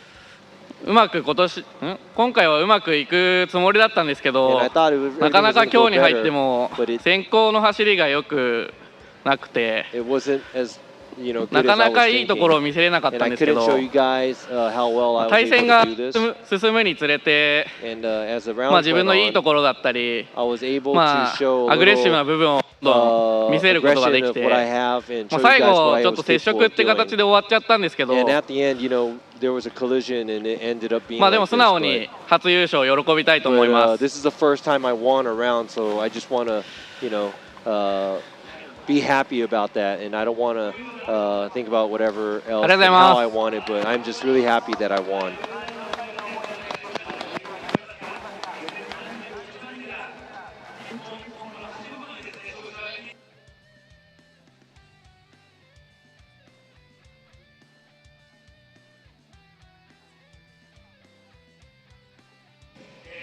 All right, you know, and I know Takahashi wasn't happy with the way he won, but it is a win, you know, and making it this far is really hard to do. 聞こえてるこれ。あ、入ってますか？はい、多くの皆様に、ご来場いただきありがとうございました。決勝最後ちょっと僕が押してしまって、良い走りをお見せすることができずに you know what happened な at かっ the たで end, す。you know, I wasn't able to show ちょっと the driving I wanted to show you ここ guys. で I'm really, it's まあ too 思 bad ったよ that I り couldn't. 和美選手が出てたんで、まあこれは気合を入れて最後、And he knew 走 that, ろう you と思っ know, て he was 走ったん going ですけど、 against ちょっと気合 Takahashi. He 入りす really, ぎちゃっ really て、 wanted to go for it. And he, ああいう形で終わってしまって申し訳なかったです he thinks he ただ went a little too シリーズの方 much, も which created that collision. 優勝 He's しても sorry らった about ん that. で、この地元富士ですごく、良いこのラウンドになったかなと思います。ありがとうございました。 Being able to do really well at this round here at Fuji, I'm really happy about that.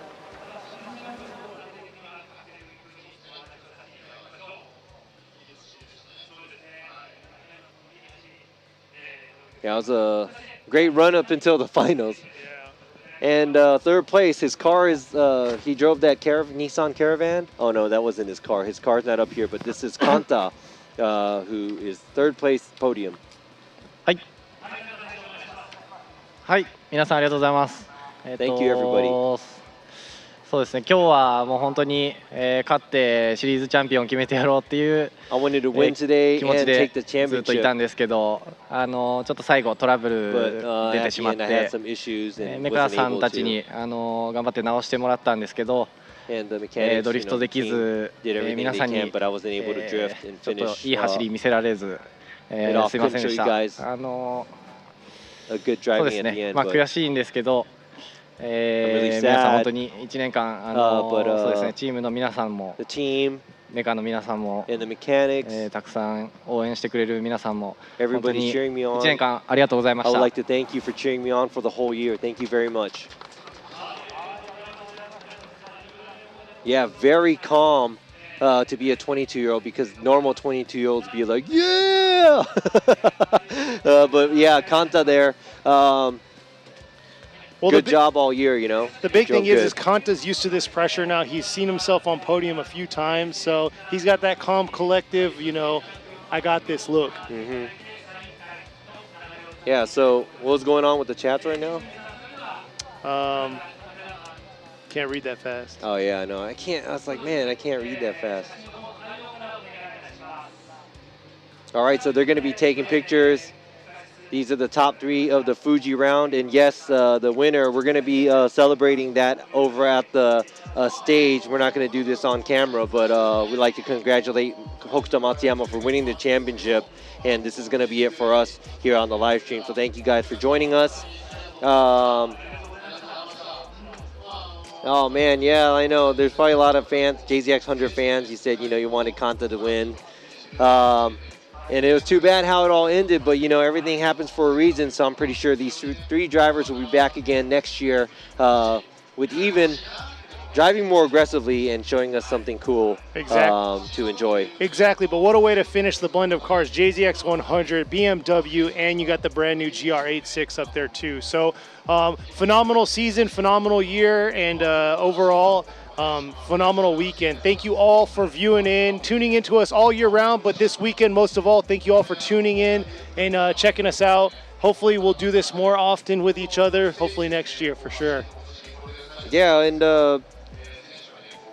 now both of the seasons are over. We still have FDJ 2 round next weekend, and we're going to have a live stream there. Hopefully you guys could join us there and enjoy a little bit more of drifting and spec tire drifting. It's going to be interesting and fun. These 3 young drivers here made podium, and also Matsuyama to the left here wins the championship. So that's probably the youngest championship, or that's probably the youngest champion we have in the Formula Drift Japan series. So it is going to be an interesting year again next year to see the driving styles changing, the car builds are changing, and the drivers. We're seeing a lot of new names out here that is giving us, putting us on the edge of our seats, so we can, be excited all the time and watch drifting and enjoy it. Let's all enjoy it, guys. Oh, are you saying anything? No, I was just... Here you go. This is the schedule for next year. There you go. Round 3, Fuji, but we're going to start off at Suzuka Twin Circuit. In April, Ebisu Circuit in May, Fuji in June, Round 4, Sportsland Sugo in July, Round 5, Okuibuki Motor Park in August, and the final round next year is going to be at Okayama International Circuit, which is 8 hours away from my house. That's a lot of driving. But that's going to be in October. But yeah, first time we're going to be doing, all these month by month, one right after another. So yeah, it's definitely going to be a busy year. I'm looking to see what's going to happen, because maybe after July at the round 4, we may be missing Kenny, because he's going to be, I think he's going to be stationed somewhere else. Outside of Yokota Air Force Base, because he is in the military. So, thank you for your service, sir. Oh my goodness. So yeah, we'll be, but we'll see. I'll try to stick through the August round, and maybe I'll come back for October just to chime in to y'all. But yes, I look forward to next year, and I look forward to seeing who's gonna be Robbie's sidekick. Robbie doesn't look thrilled. But yeah, that's about it. Thank you all, for real. Thank you, and checking out the chats. You guys are awesome. And yes, there was an awkward pause, but you guys are awesome out there. Thank you for the comments, the reassuring, positive notes that you guys given us for this year. It's been a busy year, but hey, next week we'll be back with FDJ2, so check us out. Peace.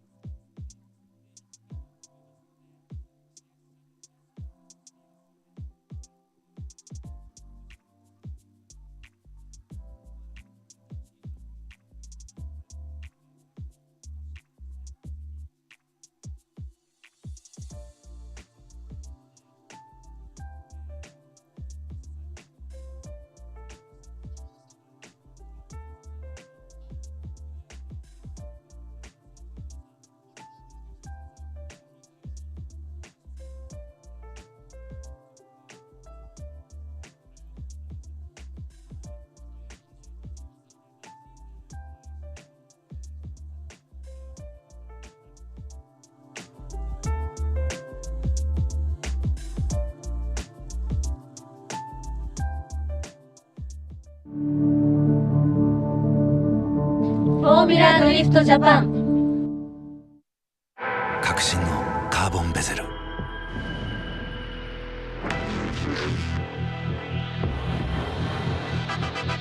Bluetooth 搭載 G-SHOCK カシオ。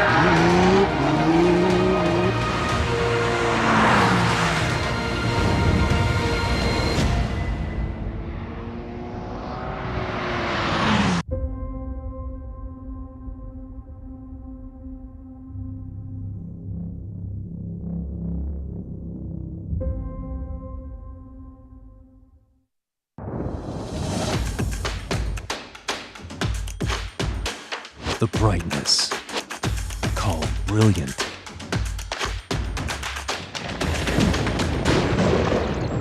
Valenty.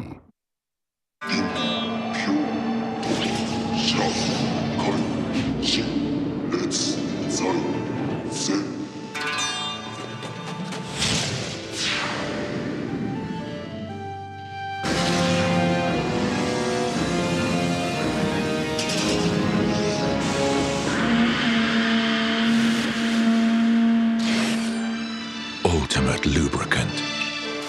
Mortis.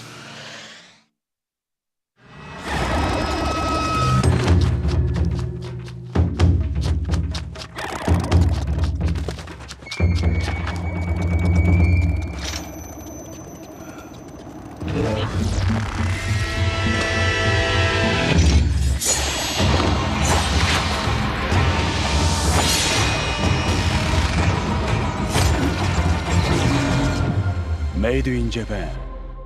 Breed. 伝統と革新、小倉クラッチのテクノロジーを凝縮、チャンピオンを取るためのクラッチ、小倉レーシングクラッチ ORC。 究極の静かさと安全性。オンロード、オフロード、世界中で活躍するケンダ。その信頼を支える静音性、安定性と対摩耗性。世界が認めた技術と信頼を街乗りでも高品質と納得の価格、タイヤのポテンシャルをあなたに。ケンダ。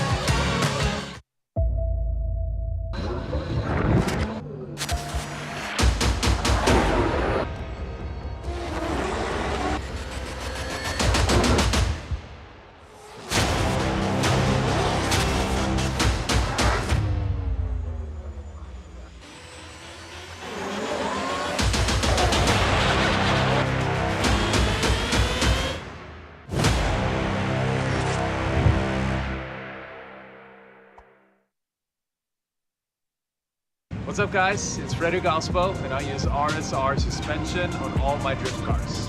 I love RSR. Iyo RSR Ichiban.